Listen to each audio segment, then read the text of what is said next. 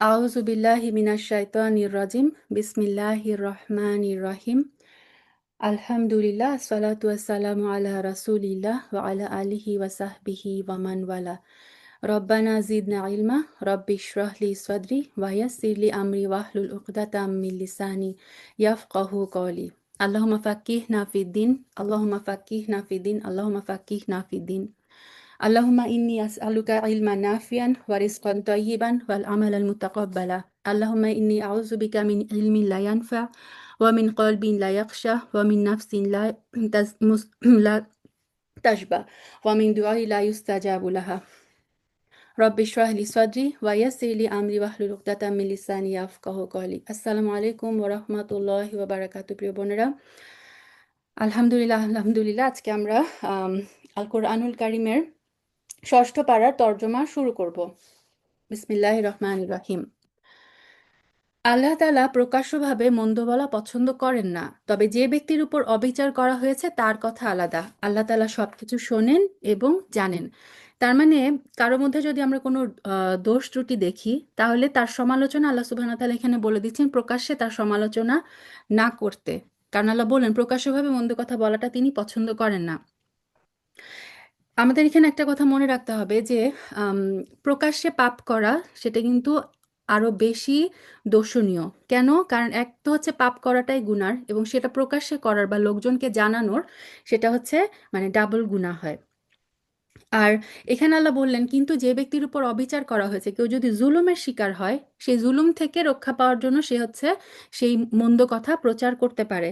যেমন একটা হাদিসে আছে, আবু দাউদের হাদিস এটা, যে একজন লোক রাসূল সাল্লাল্লাহু আলাইহি সাল্লামের দরবারে উপস্থিত হয়ে বললেন যে ইয়া রাসূলাল্লাহ, আমার প্রতিবেশী আমাকে কষ্ট দেয়। তো রাসূল সাল্লাল্লাহু আলাইহি সাল্লাম তাকে বললেন যে তুমি তোমার ঘরের জিনিসপত্রগুলো বের করে রাস্তার উপর রেখে দাও। তো ওই লোকটা তাই করলো। তারপর যেই ওই রাস্তা দিয়ে পার হয় সেই জিজ্ঞেস করে যে কি ব্যাপার, তোমার জিনিসপত্র বাইরে কেন? তখন সেই লোকটা প্রতিবেশীর অত্যাচারের কথা বলতে থাকে, এবং সমস্ত লোকেরা এই কথা শুনে প্রতিবেশীকে অভিশাপ দিতে থাকে। তো প্রতিবেশী এই পরিস্থিতি দেখে তার নিজের ভুল স্বীকার করে এবং ভবিষ্যতে আর কোনোদিন কষ্ট দিবে না বলে প্রতিজ্ঞাবদ্ধ হয়।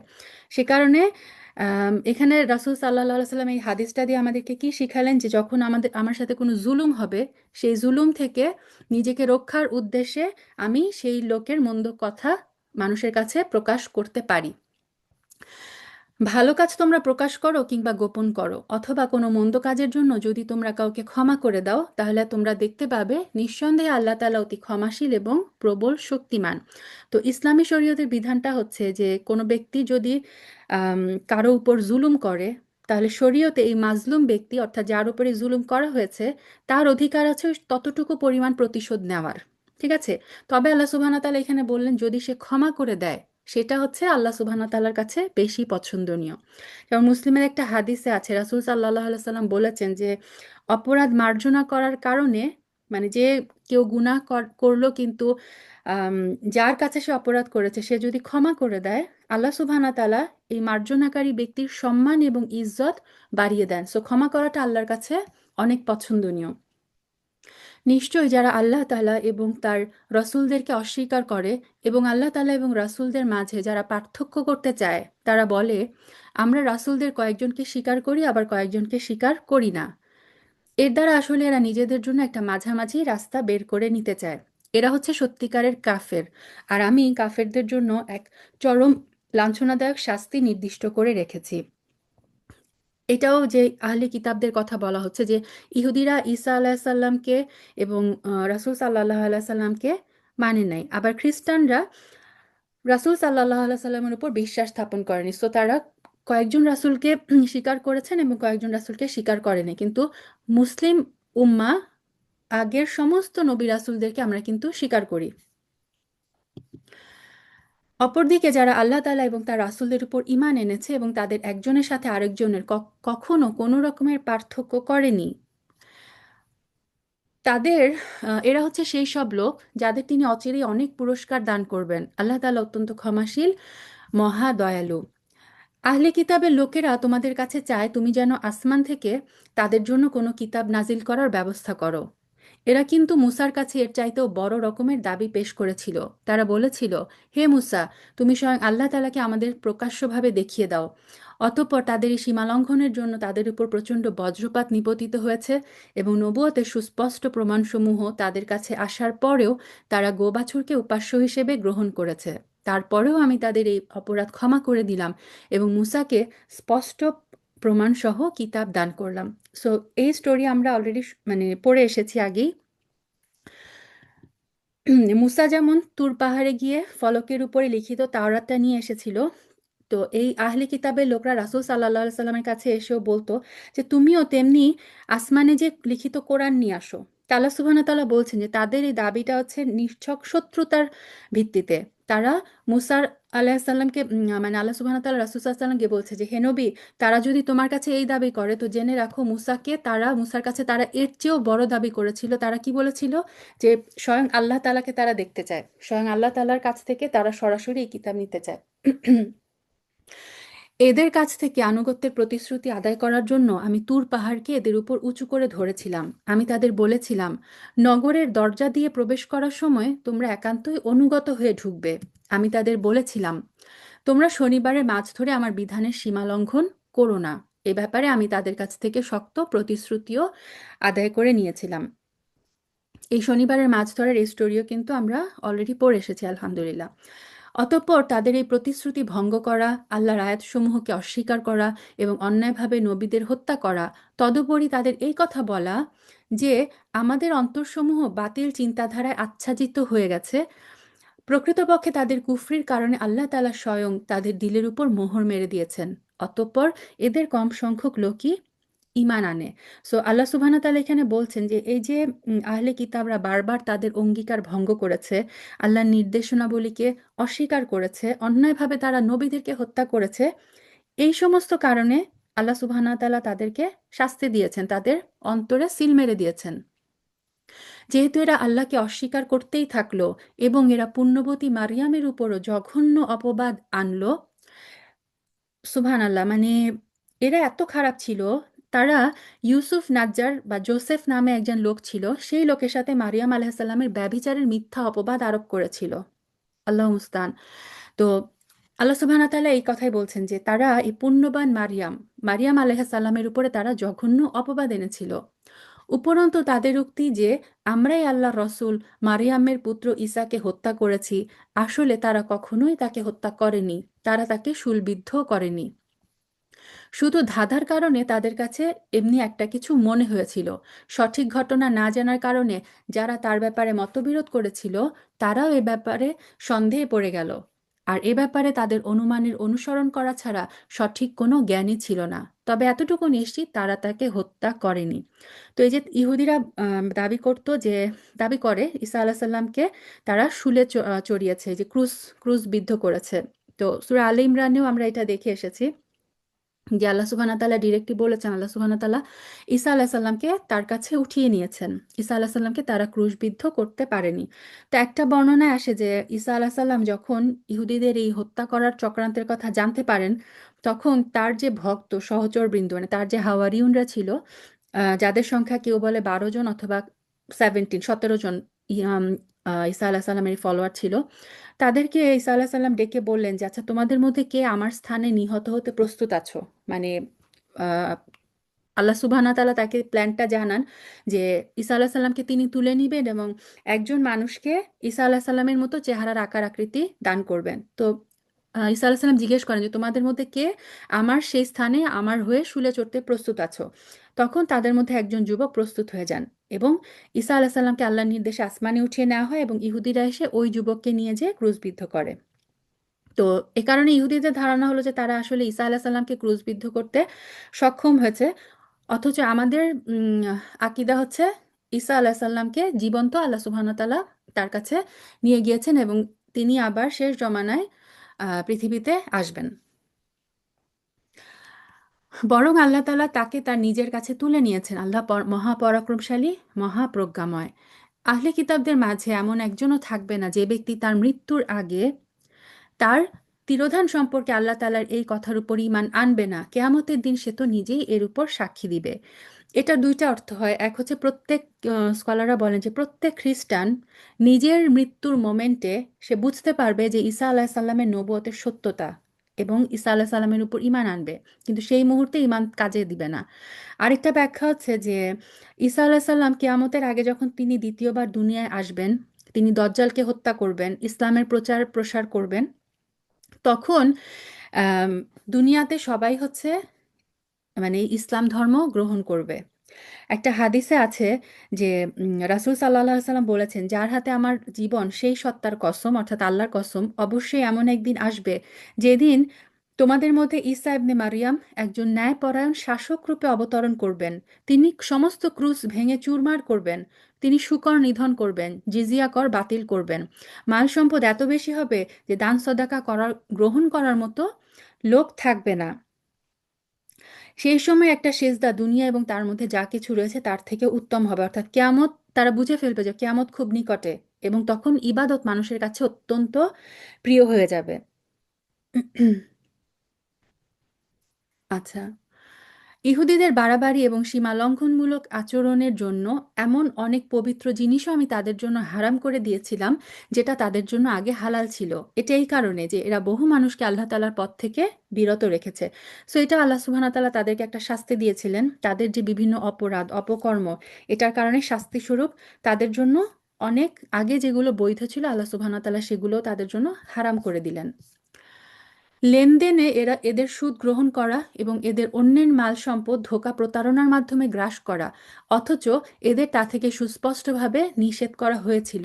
তাদের মধ্যে এইসব অপরাধে লিপ্ত কাফেরদের জন্য আমি কঠিন আযাব নির্দিষ্ট করে রেখেছি। কিন্তু তাদের মধ্যে যাদের জ্ঞানের গভীরতা রয়েছে তারা এবং এমন সব ঈমানদার যারা তোমার উপর যা নাজিল হয়েছে তার বিশ্বাস করে, এখানে সেই সমস্ত ইহুদিদের কথা বলা হচ্ছে যারা সত্যি সত্যি মানে আম, সত্যি সত্যি তাদের জ্ঞানটা ছিল, তাদের ফেইথ, তাদের ইমানটা ছিল, মানে আসলে প্রকৃতপক্ষে আল্লাহ সুবহানাহু ওয়া তাআলার কিতাবে যা যা বলেছিলেন তারা দৃঢ়ভাবে সেটা বিশ্বাস করেছিলেন। এবং এই কারণে রাসূল সাল্লাল্লাহু আলাইহি সাল্লাম এসে যখন দিন প্রচার করেন তখন তারা খুব সহজেই রাসূল সাল্লাল্লাহু আলাইহি সাল্লামকে নবী হিসেবে স্বীকার করে নিয়েছিলেন, যেমন আব্দুল্লাহ বিন সালাম এবং আরো অনেক সাহাবারা যারা হচ্ছে ইহুদি ধর্ম ত্যাগ করে মুসলমান হয়ে গিয়েছিল। তাদের কথা আল্লাহ বলছেন যে তাদের আসলে জ্ঞানের গভীরতা ছিল। তারা এই কোরআনের উপর বিশ্বাস করে, সাথে সাথে তোমার পূর্ববর্তী নবী রাসূলদের উপর যা নাজিল হয়েছে তার উপরও বিশ্বাস করে। তারা সলাৎ প্রতিষ্ঠা করে, তারা জাকাত আদায় করে, সর্বোপরি আল্লাহ এবং শেষ দিনের উপর ঈমান আনে। মূলত এরাই হচ্ছে সেই সব সৌভাগ্যবান মানুষ যাদের অচিরেই আমি বড় পুরস্কার দিব। হে নবী, আমি তোমার কাছে আমার ওহী পাঠিয়েছি, যেমন করে আমি ওহী পাঠিয়েছিলাম নূহ এবং তার পরবর্তী নবীদের কাছে। আমি আরও ওহী পাঠিয়েছি ইব্রাহিম, ইসমাইল, ইসহাক, ইয়াকুব এবং তার বংশধরদের কাছে। ওহী পাঠিয়েছি ঈসা, আইয়ুব, ইউনুস, হারুন এবং সুলাইমানের কাছেও, এবং আমি দাউদের উপর জাবুর গ্রন্থ অবতীর্ণ করেছি। রাসূলদের মাঝে এমন অনেকে আছে যাদের কথা ইতিপূর্বে আমি তোমার কাছে বলেছি। এই যে এখানে আল্লাহ সুবহানাহু ওয়া তাআলা অনেক নবীদের নাম বললেন, কিন্তু এদের মাঝে এমনও বহু রাসূল আছে যাদের কথা কখনো আমি তোমাকে বলিনি। মুসার সাথে তো আল্লাহ তাআলা কথাও বলেছেন। তো আল কোরআনে আমরা 25 জন নবীর নাম পাই, কিন্তু নবীদের যে অরিজিনাল সংখ্যা কত সেটা আল্লাহু আলাম। আহ, কোন এক মানে একটা হাদিস আছে, একটা দুর্বল হাদিসে এসেছে যে 1,24,000 নবী আছে, কিন্তু এই হাদিসটাকে দুর্বল বলা হয়। তো আল্লাহু আলাম, আল্লাহ এখানে বললেন যে কয়েকজনের কথা আমি তোমাকে বলেছি, এমন অনেক রাসূল আছে যাদের কথা আমরা জানি না। রাসূলরা হচ্ছেন জান্নাতের সুসংবাদবাহী এবং জাহান্নামের ভয় প্রদর্শনকারী। তাদের এই জন্যই পাঠিয়েছি। তো রাসূলদের বৈশিষ্ট্য কি? তারা হচ্ছে জান্নাত এবং জান্নাতের যে সুখ সম্পদ সেগুলোর সুসংবাদ আমাদেরকে জানায়, এবং অবিশ্বাসী এবং কাফেরদের আল্লাহর আযাব এবং জাহান্নামের যে আগুন সেটার ভয় দেখায়, সেটার ব্যাপারে সতর্ক করে, যাতে করে রাসূলদের আগমনের পর আল্লাহ তাআলার উপর মানবজাতির কোনো অজুহাত খাড়া করার সুযোগ না থাকে। সত্যিই আল্লাহ তাআলা মহাপরাক্রমশীল, প্রজ্ঞাময়। সো আল্লাহ সুবহানাহু ওয়া তাআলা কেন রাসূল পাঠান, কেন আমাদেরকে কেয়ারফুল করেন? কারণ শেষ বিচারের দিনে যাতে কেউ আমরা এই ওজরটা পেশ না করি যে আমাদের কাছে তো কোনো বার্তা পৌঁছায়নি, আমরা তো জানতাম না, জানলে তো আমরা অবশ্যই ঈমান আনতাম। এই কথাটা কিন্তু, এই কথা যাতে আমরা বলতে না পারি, এই কারণে আল্লাহ সুবহানাহু ওয়া তাআলা তার মেসেজগুলো, তার আদেশ নিষেধ সবকিছু কিন্তু রাসূলদের মাধ্যমে আমাদের কাছে ক্লিয়ার করে দিয়েছেন। কিন্তু আল্লাহ তাআলা তোমার উপর যা কিছু নাজিল করেছেন তা তার প্রত্যক্ষ জ্ঞানের মাধ্যমেই করেছেন। ফেরেশতারাও তো এর সাক্ষ্য দেবে, যদিও সাক্ষ্য প্রদানের জন্য আল্লাহ তাআলাই যথেষ্ট। নিশ্চয়ই যারা আল্লাহ তাআলাকে অস্বীকার করে এবং অন্য মানুষদেরও আল্লাহ তাআলার এই পথ থেকে সরিয়ে রাখে, তারা গোমরাহি এবং পথভ্রষ্টতায় অনেক দূর এগিয়ে গেছে। নিশ্চয়ই যারা কুফরি করলো এবং সীমা লঙ্ঘন করলো, তাদের ব্যাপারে এটা কখনো হবে না যে আল্লাহ তাআলা তাদের ক্ষমা করে দিবেন, আর না তিনি তাদের সঠিক রাস্তা দেখাবেন। কেননা যদি কেউ অব্যাহতভাবে মানে কন্টিনিউয়াসলি কেউ যদি কুফরিতে লিপ্ত থাকে, জুলুমে লিপ্ত থাকে, তাদের অন্তরগুলো একদম কালো হয়ে যায়। যে কারণে হিদায়াতের যে আলো, নূর, সেটা তাদের সেই কালো অন্তরে আর প্রবেশ করে না। কিন্তু তাদের জন্য উন্মুক্ত থাকবে শুধু জাহান্নামের রাস্তা। সেখানে তারা অনন্তকাল পড়ে থাকবে। শাস্তি প্রদানের এই কাজ আল্লাহর জন্য খুবই সহজ। আল্লাহুম্মা আজিরনা মিনান নার। হে মানুষরা, তোমাদের মালিকের কাছ থেকে তোমাদের জন্য সঠিক বিধান নিয়ে রসূল এসেছে। এই বিধানের উপর তোমরা ঈমান আনো। এতেই রয়েছে তোমাদের জন্য কল্যাণ। আর তোমরা যদি তা মেনে নিতে অস্বীকার করো, তাহলে জেনে রাখো, আসমান জমিনে যা কিছু আছে তার সব কিছুই আল্লাহ তাআলার জন্য, এবং আল্লাহ তাআলা সর্বজ্ঞ, কুশলী। অর্থাৎ আল্লাহ এখানে বলছেন যে তোমরা যতই কুফরি করো, আল্লাহ সুবহানাহু ওয়া তাআলার কোনো ক্ষতি হবে না। তারপরে আম একটা হাদিসে কুদসিতে আছে যে আল্লাহ সুবহানাহু ওয়া তাআলা বলেন, হে আমার সমস্ত বান্দারা, পৃথিবীর যত মানুষ, তোমাদের আদি এবং অন্ত মানে তোমাদের শুরু থেকে শেষ পর্যন্ত সমস্ত মানুষ এবং জিন যদি একটা মানুষের অন্তরের মতো হয়ে যায়, যে তোমাদের মধ্যে সর্বাধিক আল্লাহ ভীরু, মানে সবার অন্তরগুলা যদি এরকম হয় যে সবাই হচ্ছে অনেক আল্লাহ ভীরু, আল্লাহর ইবাদত করে, তাহলেও তাতে আমার সাম্রাজ্যে কোনো বৃদ্ধি লাভ হবে না। মানে সবাই যদি আল্লাহর ইবাদত করতে শুরু করে, তাহলে সেটাতে আল্লাহ কিচ্ছু আসে যাবে না, আল্লাহর কিছু বাড়বে না, সেটা আমাদেরই উপকার হবে। আর তোমাদের আদি এবং অন্ত সমস্ত মানুষ এবং জিন যদি এমন একটা মানুষের মতো হয়ে যায় যে তোমাদের মধ্যে সব থেকে বড় অবাধ্য, তাহলেও আমার সাম্রাজ্যে কোনো কিছু কমতি হবে না। হে আমার বান্দারা, তোমরা সকলে যদি একটা ময়দানে একত্রিত হয়ে সম্মিলিতভাবে আমার নিকট চাও, এবং প্রত্যেক মানুষকে যদি আমি তার কামনা মোতাবেক দান করি, তাহলেও তা আমার ভাণ্ডার ওই পরিমাণ হ্রাস পাবে, একটা সূচ সাগরে ডুবানোর পর তার ডগায় লেগে যে পরিমাণ সাগরের পানি হ্রাস পায়। সুবহানাল্লাহ, আল্লাহ হচ্ছেন আল গনি। তো সমস্ত মানুষ এবং সমস্ত জিন যদি আল্লাহর কাছে কিছু চায় এবং আল্লাহ যদি সবার চাহিদাও পূরণ করেন, আল্লাহ সুবহানাহু ওয়া তাআলা বললেন তার যে সাম্রাজ্য, তার যে ধনভাণ্ডার, সেখান থেকে কতটুকু কমবে? একটা সূচ, একটা সুইকে যদি সাগরের পানির মধ্যে ডুবাই, সুইটার কতটুকু পানি নিয়ে আসতে পারে সাগর থেকে? ওইটুকু পরিমাণ আল্লাহ সুবহানাহু ওয়া তাআলার ধনভাণ্ডার থেকে কমবে। সুবহানাল্লাহ। তো আমরা যে ইবাদত করি, আল্লাহ সুবহানাহু ওয়া তাআলা এখানে বললেন যে ইবাদত করি আমরা নিজেদের জন্য। দুনিয়ার সমস্ত মানুষ জিন যদি আল্লাহকে মানে অস্বীকার করে, তারপরে আল্লাহ সুবহানাহু ওয়া তাআলা কিচ্ছু তাতে যায় আসে না। হে কিতাবধারীরা, নিজেদের দিনের মাঝে তোমরা বাড়াবাড়ি করো না, এবং ঈসার ঘটনা নিয়ে আল্লাহ তাআলার উপর সত্য ছাড়া কোনো মিথ্যা চাপিও না। সেই সত্য কথা হচ্ছে মারিয়ামের পুত্র মাসিহ ছিল আল্লাহর রাসূল এবং তার এমন এক বাণী যা তিনি মারিয়ামের উপর প্রেরণ করেছেন। সে ছিল আল্লাহ তাআলার কাছ থেকে পাঠানো এক রূহ। অতএব হে আহলে কিতাবরা, তোমরা আল্লাহ তাআলা এবং তার রাসূলের উপর ঈমান আনো, আর কখনো এটা বলো না যে মাবুদের সংখ্যা ৩। এই জঘন্য মিথ্যা থেকে তোমরা বেঁচে থাকো, এটাই তোমাদের জন্য উত্তম। নিঃসন্দেহে আল্লাহ তাআলা একক মাবুদ। তিনি এ থেকে অনেক পবিত্র যে তার কোনো সন্তান থাকবে। এই আকাশ এবং ভূমণ্ডলের সবকিছুর মালিকানাই তার। তার আর অভিভাবক হিসেবে আল্লাহ তাআলাই যথেষ্ট। এখানে আল্লাহ বললেন যে নিজেদের দিনের ব্যাপারে বাড়াবাড়ি করো না। কেন? কারণ খ্রিস্টানরা ঈসা আলাহিসাল্লাম এবং তার মা মারিয়াম আলাহিসাল্লামকে মানে এত বেশি ভক্তি, শ্রদ্ধা, সম্মান প্রদর্শন করতে করতে তাদেরকে কি করেছে? বান্দার স্থান থেকে তুলে নিয়ে আল্লাহর আসনে বসিয়ে দিয়েছে এবং তাদের ইবাদত করা শুরু করেছে। তা আল্লাহ বলে দিলেন তোমরা এরকম বাড়াবাড়ি করো না। এবং এই যে তারা বলে যে মাবুদের সংখ্যা ৩। তারা যে ট্রিনিটিতে বিশ্বাস করে, তারা বলে যে আম, এদের মধ্যে খ্রিস্টানদের মধ্যেও কিন্তু অনেকগুলো ফিরকা আছে। একটা ফিরকা বলে যে ঈসা আলাহ সাল্লামকে আল্লাহ বলে বিশ্বাস করে। কোনো ফিরকা মনে করে যে ঈসা আলাহ সাল্লাম হচ্ছে মানে আল্লাহর অংশীদার। আর কোনো কোনো ফিরকা তাকে বলে যে সে হচ্ছে আল্লাহর পুত্র। আল্লাহ মুস্তান।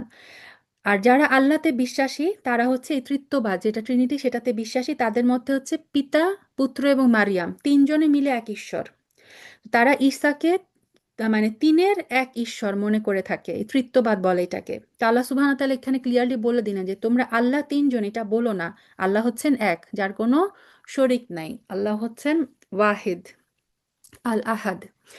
ঈসা মাসি কখনো এতে নিজেকে হেয় মনে করেনি যে সে হবে আল্লাহ তাআলার বান্দা।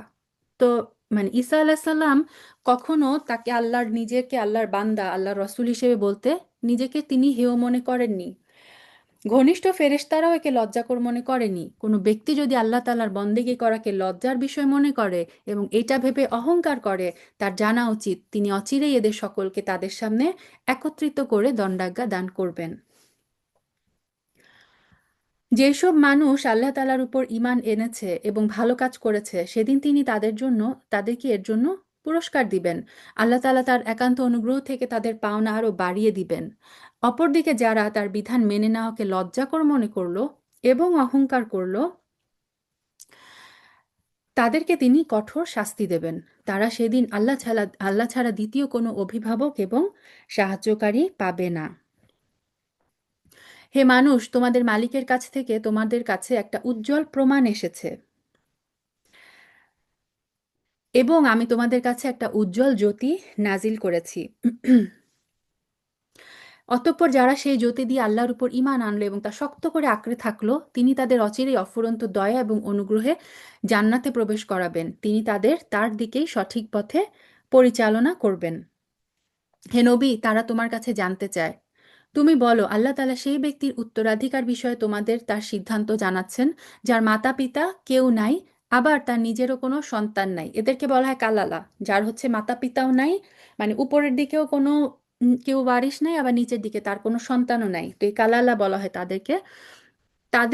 তারা যদি মারা যায়, তাদের সম্পত্তির কিভাবে মানে মিরাজ কিভাবে বন্টন হবে, এই আয়াতের মাধ্যমে আল্লাহ সুবহানাহু ওয়া তাআলা এই সূরা নিসার শেষ আয়াতটা শেষ করছেন।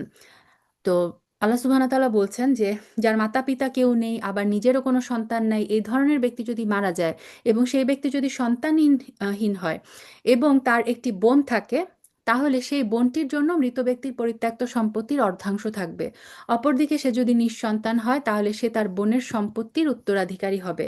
আবার যদি তারা দুইজন হয়, তাহলে তাদের দুই বোনের জন্য সেই পরিত্যক্ত সম্পত্তির 3/2 পরিমাণ অংশ থাকবে।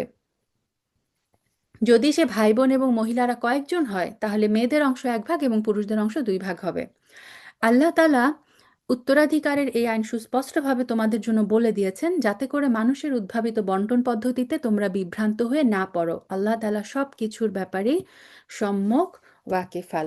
আলহামদুলিল্লাহ, এর মাধ্যমে আমাদের শেষ হচ্ছে সূরা নিসা। এখন আমরা শুরু করতে যাচ্ছি সূরা আল মাইদা। সূরা আল মাইদা হচ্ছে আম, কোরআনের পঞ্চম সূরা এবং এটা 10ম হিজরিতে নাজিল হয়। আয়াত সংখ্যা 120 এবং এটা হচ্ছে মাদানী সূরা। এই মায়দা শব্দটার অর্থ হচ্ছে খাবার বা খাজাঞ্চি বলা হয়, মানে খাবার পরিবেশন করা হয়েছে এরকম একটা টেবিল। তো এই সূরার 112 113 নাম্বার আয়াতে আমরা দেখব এই মায়দা শব্দটা এসেছে। ঈসা আলাইহিস সালামের যে সাহাবীরা ছিল, তারা তার কাছে আসমানি খাবার মানে আসমানি খাবার খেতে চেয়েছিল। তো সেই প্রেক্ষিতে ঈসা আলাইহিস সালাম দোয়া করেছিলেন এবং তার দোয়া কবুল করে আল্লাহ সুবহানাহু ওয়া তাআলা আসমান থেকে তাদের জন্য একটা টেবিল স্প্রেড পাঠিয়েছিলেন। সেটার নামই ছিল মায়দা, মানে ওইটা কি বলা হয়, মায়দা অর্থাৎ খাবার।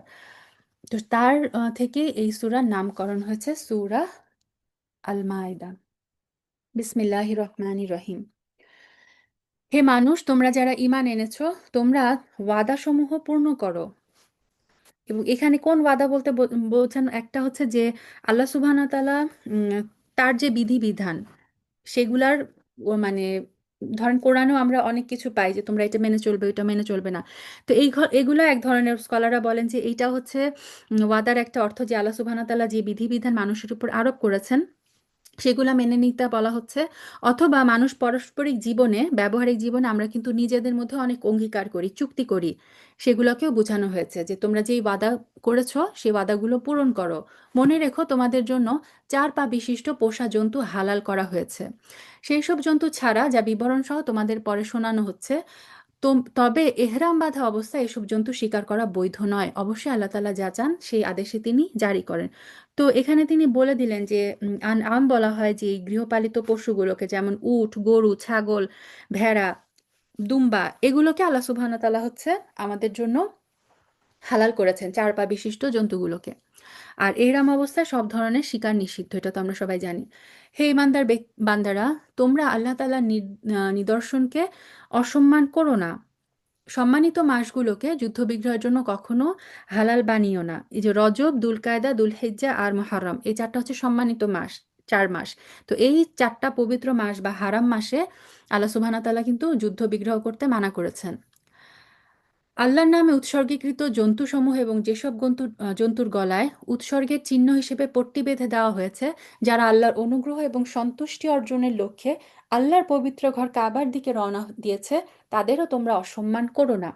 সো যে কাবায় যে মানে হাদি বলা হয়, যে জবাইয়ের যে পশুগুলো, কোরবানির যে পশুগুলো, সেগুলোকে আল্লাহ সুবহানাহু ওয়া তাআলা বলছেন যে সেগুলোকে তোমরা অসম্মান করো না। ওগুলোকে শিকার করাও নিষেধ। ওগুলোকে মানে ওগুলা হাজিরা আগে তো, এখন যেমন আমরা ওইখানে যে তারপর হচ্ছে ওখান থেকে পশু কিনে কোরবানি দিয়ে দেওয়ার ব্যবস্থা আছে, আগে হচ্ছে সবাই নিজের নিজের পশুগুলো নিয়ে যেত। তো আল্লাহ সুবহানাহু ওয়া তাআলা বলে দিলেন যে হাজিরা যখন এই পশুগুলো নিয়ে যাবে, মানে তাদের উদ্দেশ্য হবে হারামে নিয়ে সেগুলো জবাই করা। তো তোমরা সেই পশুগুলোকে ছিনতাই করো না। হারাম পর্যন্ত পৌঁছানোর ব্যাপারে এই পশুগুলোকে তোমরা বাধা দিও না, কারণ তখন রাস্তায় হচ্ছে যে ছিনতাই, তরাজ এগুলা চলতো। তোমরা যখন এহরাম মুক্ত হবে তখন তোমরা স্বীকার করতে পারো বিশেষ কোনো সম্প্রদায়ের বিদ্বেষ, এমন বিদ্বেষ যার কারণে তারা তোমাদের আল্লাহ তাআলার পবিত্র মসজিদে আসার পথ বন্ধ করে দিয়েছিল, যেন তোমরা কোনো রকম সীমা লঙ্ঘন করতে প্ররোচিত না করে তোমরা নেক কাজ এবং তাকওয়ার ব্যাপারে একে অপরকে সহযোগিতা করো। পাপ এবং বাড়াবাড়ির কাজে কখনো একে অপরের সহযোগিতা করো না। এটা আমাদের শরীয়তে খুব সুন্দর একটা নীতিমালা।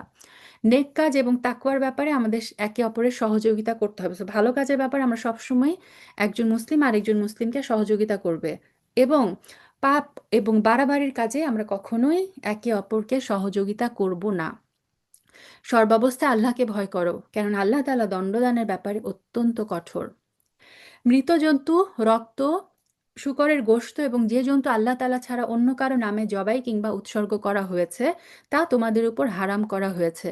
শ্বাসরুদ্ধ হয়ে মরা, আঘাত খেয়ে মরা, ওপর থেকে পড়ে মরা, সিংহের আঘাতে মরা হিংস্র জন্তুর খাওয়া জন্তুও তোমাদের জন্য হারাম। তবে তোমরা যদি তা জীবিত অবস্থায় পেয়ে জবাই করে থাকে তাহলে তা হারাম নয়। মানে যে হিংস্র জন্তুর খাওয়া জন্তু মানুষ যখন পাবে, তখনও যে সেটা যদি জীবিত থাকে এবং সেটাকে যদি তখন আল্লাহর নামে জবাই করা হয়, তখন আর সেটা হারাম থাকবে না। পূজার বেদিতে বলি দেওয়া জন্তুও হারাম। লটারি কিংবা জুয়ার তীর নিক্ষেপ করে ভাগ্য নির্ণয় করা হারাম। এটা হচ্ছে মানে আগেকার দিনে ছিল। এর সব কয়টাই হচ্ছে বড় বড় গুনাহের কাজ। আর আজ কাফেররা তোমাদের দিন নির্মূল করা সম্পর্কে হতাশ হয়ে পড়েছে। সুতরাং তোমরা তাদের ভয় করো না, বরং আমাকেই ভয় করো। আজ আমি তোমাদের জন্য তোমাদের দিনকে পরিপূর্ণ করে দিলাম। এই যে এই আয়াতটুকু আল্লাহ সুবহানাহু ওয়া তাআলা নাজিল করেছিলেন রাসূল সাল্লাল্লাহু আলাইহি সাল্লামের বিদায়ী হজের দিন।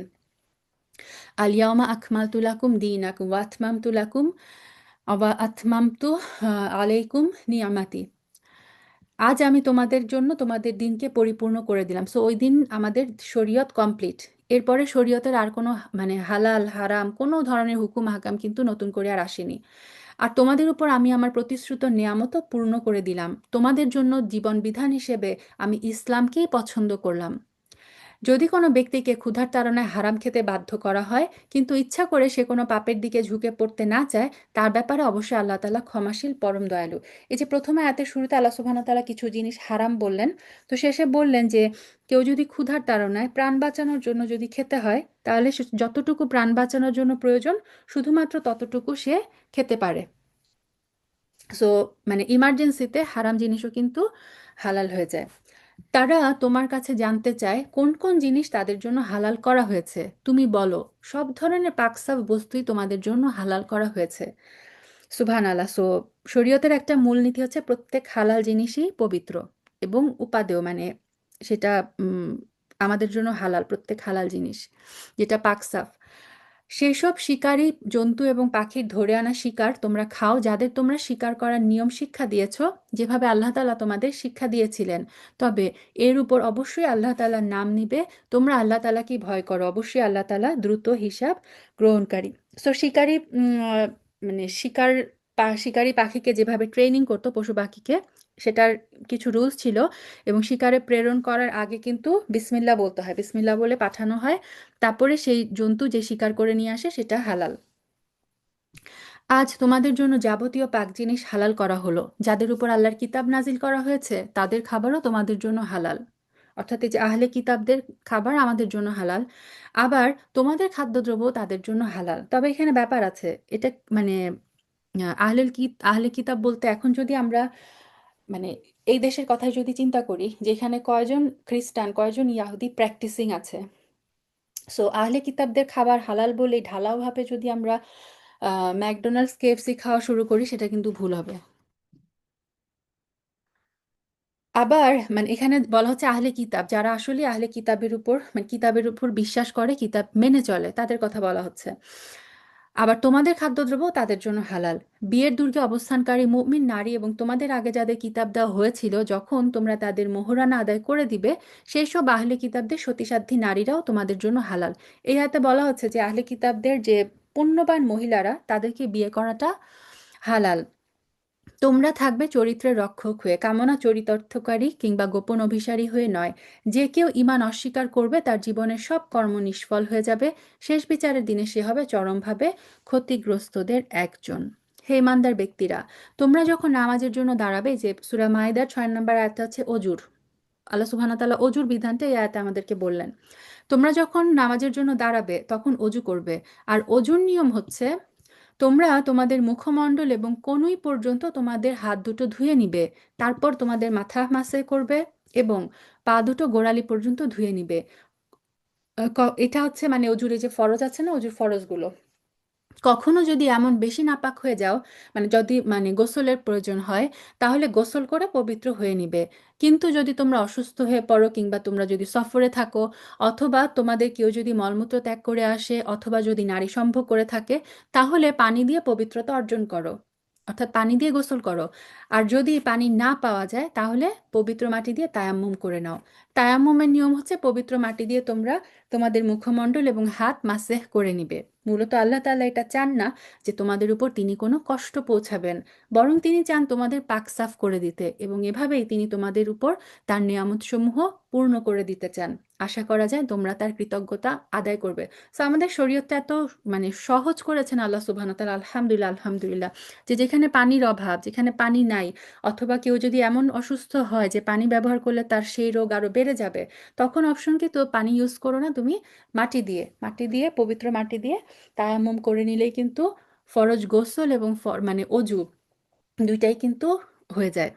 আলহামদুলিল্লাহ। তোমরা তোমাদের উপর আল্লাহ তাআলার নিয়ামত সমূহ স্মরণ করো, এবং তোমাদের কাছ থেকে যে প্রতিশ্রুতি তিনি গ্রহণ করেছিলেন সেটাও স্মরণ করো। যখন তোমরা বলেছিলে, হে আমাদের রব, আমরা তোমার কথা শুনলাম এবং মেনে নিলাম, তোমরা আল্লাহ তাআলাকে ভয় করো। অবশ্যই আল্লাহ তাআলা তোমাদের অন্তরে যা কিছু আছে সে সম্পর্কে সম্যক অবগত আছেন। হে ইমানদার লোকেরা, তোমরা আল্লাহর জন্য সত্য এবং ন্যায়ের উপর সাক্ষী হয়ে অবিচলভাবে দাঁড়িয়ে থাকো।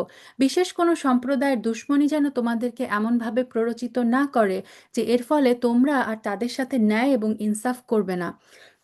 তোমরা ইনসাফ করো, কারণ এই কাজটি আল্লাহ তাআলাকে ভয় করে চলার অধিক নিকটতর। তোমরা আল্লাহ তাআলাকে ভয় করো, অবশ্যই আল্লাহ তাআলা তোমাদের কর্মকাণ্ড সম্পর্কে পূর্ণাঙ্গ ওয়াকিফাল। এখানে একটা আম, এই ব্যাপারে একটা হাদিস আছে যে নোমান বিন বাশির রাদিয়াল্লাহু তাআলা আনহু একদিন রাসূল সাল্লাল্লাহু আলাইহি সাল্লামকে এসে বলেন যে আহ, না, উনি বর্ণনা করছেন হাদিসটা, যে তার মা তার বাবা যখন তাকে কিছু গিফট দেন, নোমান বিন বাশির রাদিয়াল্লাহু তাআলা আনহুর বাবা তাকে একটা জিনিস গিফট দেন। তো এটা দেখে তার মা বললেন যে এই হাদিয়ার উপরে আপনি যতক্ষণ না রাসূল সাল্লাল্লাহু আলাইহি সাল্লামকে সাক্ষ্য রাখবেন, আমি ততক্ষণ পর্যন্ত সন্তুষ্ট হব না। সো এই কথা শুনে তার বাবা রাসূল সাল্লাল্লাহু আলাইহি সাল্লামের কাছে যেয়ে পুরো ঘটনা বর্ণনা করলেন। তো রাসূল সাল্লাল্লাহু আলাইহি সাল্লাম জিজ্ঞেস করলেন যে তুমি কি তোমার সব সন্তানদেরকে সেম হাদিয়া দিয়েছো? তখন নমান রাদিয়াল্লাহু আনহুর বাবা বললেন, না, তখন রাসূল সাল্লাল্লাহু আলাইহি সাল্লাম বললেন, আল্লাহকে ভয় করো, সন্তানদের মাঝে সমদৃষ্টি সম্পন্ন সুবিচার করো। অর্থাৎ রাসূল সাল্লাল্লাহু আলাইহি সাল্লাম এটা পছন্দ করেন যে এক সন্তানকে একটা গিফট দেওয়া হলো, অন্য সন্তানকে দেওয়া হলো না। এবং রাসূল সাল্লাল্লাহু আলাইহি সাল্লাম আরো বললেন যে আমি জুলুমের সাক্ষী হতে পারবো না। তো এইখানে এই যে এই আয়াতটা এসেছে যে সত্য ও ন্যায়ের উপর তোমরা সাক্ষী থাকো, কিন্তু কোনো জুলুমের সাথে জুলুমের সাক্ষী তোমরা হইও না, মানে সেটাকে তোমরা অনুমোদন করো না। যারা ঈমান আনে এবং নেক কাজ করে, আল্লাহ তাদের সবাইকে প্রতিশ্রুতি দিয়েছেন তাদের জন্য রয়েছে তার কাছে ক্ষমা এবং বড় পুরস্কার। অপরদিকে যারা কুফরি করেছে এবং আমার আয়াতসমূহকে অস্বীকার করেছে, তারাই হচ্ছে এমন যারা জাহান্নামের অধিবাসী। হে ঈমানদার ব্যক্তিরা, তোমাদের উপর আল্লাহর নিয়ামত স্মরণ করো, যখন একটি জনগোষ্ঠী তোমাদের বিরুদ্ধে হাত ওঠাতে উদ্যত হয়েছিল, তখন আল্লাহ তাআলা তাদের সেই হাতগুলোকে তোমাদের উপর আক্রমণ করা থেকে বিরত রাখলেন। তোমরা আল্লাহ তাআলাকে ভয় করো, মুমিনদের তো আল্লাহ তাআলার উপরেই ভরসা করা উচিত। এই আয়াতে শানে নজুল নিয়ে মানে কয়েকটা ঘটনা বর্ণিত হয়। একটা ঘটনা হচ্ছে এরকম, একটা বেদুইনের ঘটনা। রাসূল সাল্লাল্লাহু আলাইহি সাল্লাম কোন একটা সফর থেকে ফেরার সময় একটা গাছের ছায়ায় বিশ্রাম নিচ্ছিলেন এবং তার যে তরবারিটা সেটা তিনি গাছে ঝুলিয়ে রেখেছিলেন। তো ওই বেদুইন যখন দেখলো যে রাসূল সাল্লাল্লাহু আলাইহি সাল্লাম মানে বিশ্রাম নিচ্ছেন এবং তরবারি হচ্ছে গাছে ঝুলানো, ওই বেদুইন কি করলো, তরবারিটা মানে হস্তগত করে ফেললো, নিয়ে নিল। এবং তারপর রাসূল সাল্লাল্লাহু আলাইহি সাল্লামের দিকে তরবারি উঁচিয়ে সে বলল, হে মোহাম্মদ সাল্লাল্লাহু আলাইহি সাল্লাম, আমার কবল থেকে তোমাকে কে রক্ষা করবে এখন? রাসূল সাল্লাল্লাহু আলাইহি সাল্লাম নিশ্চিন্ত উত্তর দিলেন, আল্লাহ, আল্লাহ রক্ষা করবেন। শুধু এই কথাটুকু বলতে যতটুকু দেরি, ওই বেদুইনের হাত থেকে সাথে সাথে তরবারিটি পড়ে গেল। তো এটা একটা মানে ঘটনা যে আহ, আল্লাহ সুবহানাহু ওয়া তাআলা বলছেন যে স্মরণ করো, কেউ যখন তোমার বিরুদ্ধে হাত উঠাতে উদ্যত হয়েছিল, তোমাকে আক্রমণ করতে উঠাচ্ছিল, সেই হাতগুলোকে কে আক্রমণ করা থেকে বিরত রেখেছিল? আল্লাহ সুবহানাহু ওয়া তাআলা। আল্লাহ তাআলা বনী ইসরায়েলের আনুগত্যের অঙ্গীকার গ্রহণ করলেন। অতঃপর আমি এই জন্য তাদের মধ্য থেকে 12 জন সর্দার পাঠালাম। আল্লাহ তাআলা তাদের বললেন, অবশ্যই আমি তোমাদের সাথে আছি। তোমরা যদি সালাত প্রতিষ্ঠা করো, যাকাত আদায় করো, ঈমান আনো আমার রাসূলদের উপর, এবং যদি তোমরা তাদের সাহায্য সহযোগিতা করো, সর্বোপরি আল্লাহ তাআলাকে তোমরা যদি উত্তম ঋণ প্রদান করো, তাহলে অবশ্যই আমি তোমাদের হিসাব থেকে তোমাদের গুনাহসমূহ মোচন করে দিব, এবং অবশ্যই আমি তোমাদের এমন এক জান্নাতে প্রবেশ করাবো যার তলদেশ দিয়ে ঝর্ণাধারা প্রবাহিত। এরপর যদি তোমাদের কোনো ব্যক্তি কুফরি করে, তাহলে সে সরল পথ থেকে অনেক বিচ্যুত হয়ে যাবে। এটা হচ্ছে এটাকে বলা হয় ওই সময়ের ঘটনা যখন মুসা আলাহিসাল্লাম সাল্লাম এক দুর্দান্ত জাতি ছিল আমালেকা, হ্যাঁ, আমালেকার বিরুদ্ধে যখন তিনি যুদ্ধের প্রস্তুতি নিচ্ছিলেন। তো মুসা আলাহিসাল্লামের সাল্লামের ওই যে ইয়াকুব আলাহিসাল্লামের সাল্লামের যে 12 সন্তান, সেই 12 সন্তানের 12 সন্তান থেকে 12টা গোত্র হয়ে গিয়েছিল, এবং যে 12টা গোত্রের জন্য ওই যে মুসা আলাহিসাল্লামের সাল্লামের দোয়ার প্রেক্ষিতে পাথর ফেটে 12টা নহর বের হয়ে গিয়েছিল, 12টা ঝর্ণা। তো সেই তাদের 12টা গোত্র থেকে মুসা আল্লাহ সাল্লাম এই মানে 12 জন দলপতি সর্দার নিযুক্ত করেছিলেন, এবং প্রত্যেক গোত্রের লোকদেরকে যাতে তারা যুদ্ধের জন্য মানে পূর্ণরূপে প্রস্তুত করেন। তারপর তাদের সেই অঙ্গীকার ভঙ্গ করার কারণে আমি তাদের উপর অভিশাপ নাজিল করেছি, এবং তাদেরকে তাদের হৃদয়কে আমি কঠিন বানিয়ে দিয়েছি। তাদের চরিত্র ছিল তারা আল্লাহর কথাগুলোকে নির্দিষ্ট অর্থ থেকে সরিয়ে নিয়ে বিকৃত করে দিত।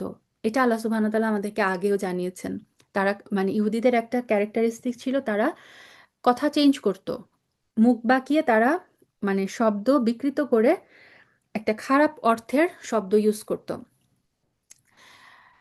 হেদায়েতে যা কিছু তাদের শিক্ষা দেওয়া হয়েছিল তার অধিকাংশ কথাই তারা ভুলে গেল। তুমি তাদের দেখতে পাবে তাদের সামান্য একটা অংশ ছাড়া অধিকাংশ মানুষই আল্লাহর সাথে বিশ্বাসঘাতকতা করে চলেছে। তুমি তাদের ক্ষমা করে দাও, যথাসম্ভব তুমি তাদের কার্যকলাপ মার্জনা করো। অবশ্যই আল্লাহ তাআলা কল্যাণকামী মানুষদের ভালোবাসেন। আমি তো তাদের কাছ থেকেও আনুগত্যের অঙ্গীকার গ্রহণ করেছিলাম, অতঃপর এরাও অঙ্গীকারের অধিকাংশ কথা ভুলে গেল। আল্লাহ সুবহানাহু ওয়া তাআলা এই যে ইহুদিদেরকে যত প্রমিস তারা করেছিল, সমস্ত কিছু প্রমিস কিন্তু তারা ভঙ্গ করেছিল। যারা বলে আমরা হচ্ছি খ্রিস্টান, তারপর এরাও অঙ্গীকারের অধিকাংশ কথা ভুলে গেল যা তাদের স্মরণ করানো হয়েছিল। অতঃপর আমি তাদের মধ্যে কিয়ামত পর্যন্ত স্থায়ী শত্রুতা এবং বিদ্বেষের বীজ বপন করে দিলাম। এই যে ইহুদি এবং খ্রিস্টানরা, এরা কিন্তু কিয়ামত পর্যন্তই পরস্পরের শত্রু এবং বিদ্বেষ নিয়ে থাকবে। তবে কথা হচ্ছে যখন এরা এটাও আয়াতে আসবে যে মুসলমানদের বিরুদ্ধে যখন হয় তখন আবার এরা একত্রিত হয়ে যায়। এটা আমরা আজকালকার দুনিয়ার মানে পলিটিক্যাল সিচুয়েশনে যদি দেখি, এই জিনিসটা আমাদের চোখের সামনে খুব স্পষ্টভাবে মানে ফুটে ওঠে। ইহুদি এবং খ্রিস্টানরা সবসময় তারা পরস্পর নিজেদের মানে নিজেদের তারা শত্রু। মুসলিমদের বিরুদ্ধে যখন কিছু হয় তখন তারা আবার একত্রিত হয়ে যায়, একত্রে মুসলমানদেরকে আক্রমণ করে।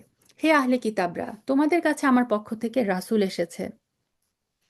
আগের কিতাবের যা কিছু তোমরা এতদিন গোপন করে রেখেছিলে তার বহু কিছুই সে তোমাদের স্পষ্ট করে বলে দিচ্ছে।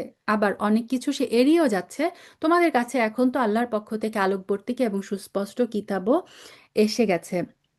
সো এই যে বিবাহিত ব্যভিচারী নারীর শাস্তি ছিল পাথর ছুঁড়া মারা, অর্থাৎ রজম করা। এই শাস্তিটা কিন্তু ইহুদিদের কিতাবেও ছিল, কিন্তু তারা কি করেছে, এই অংশটাকে মানে গোপন করত।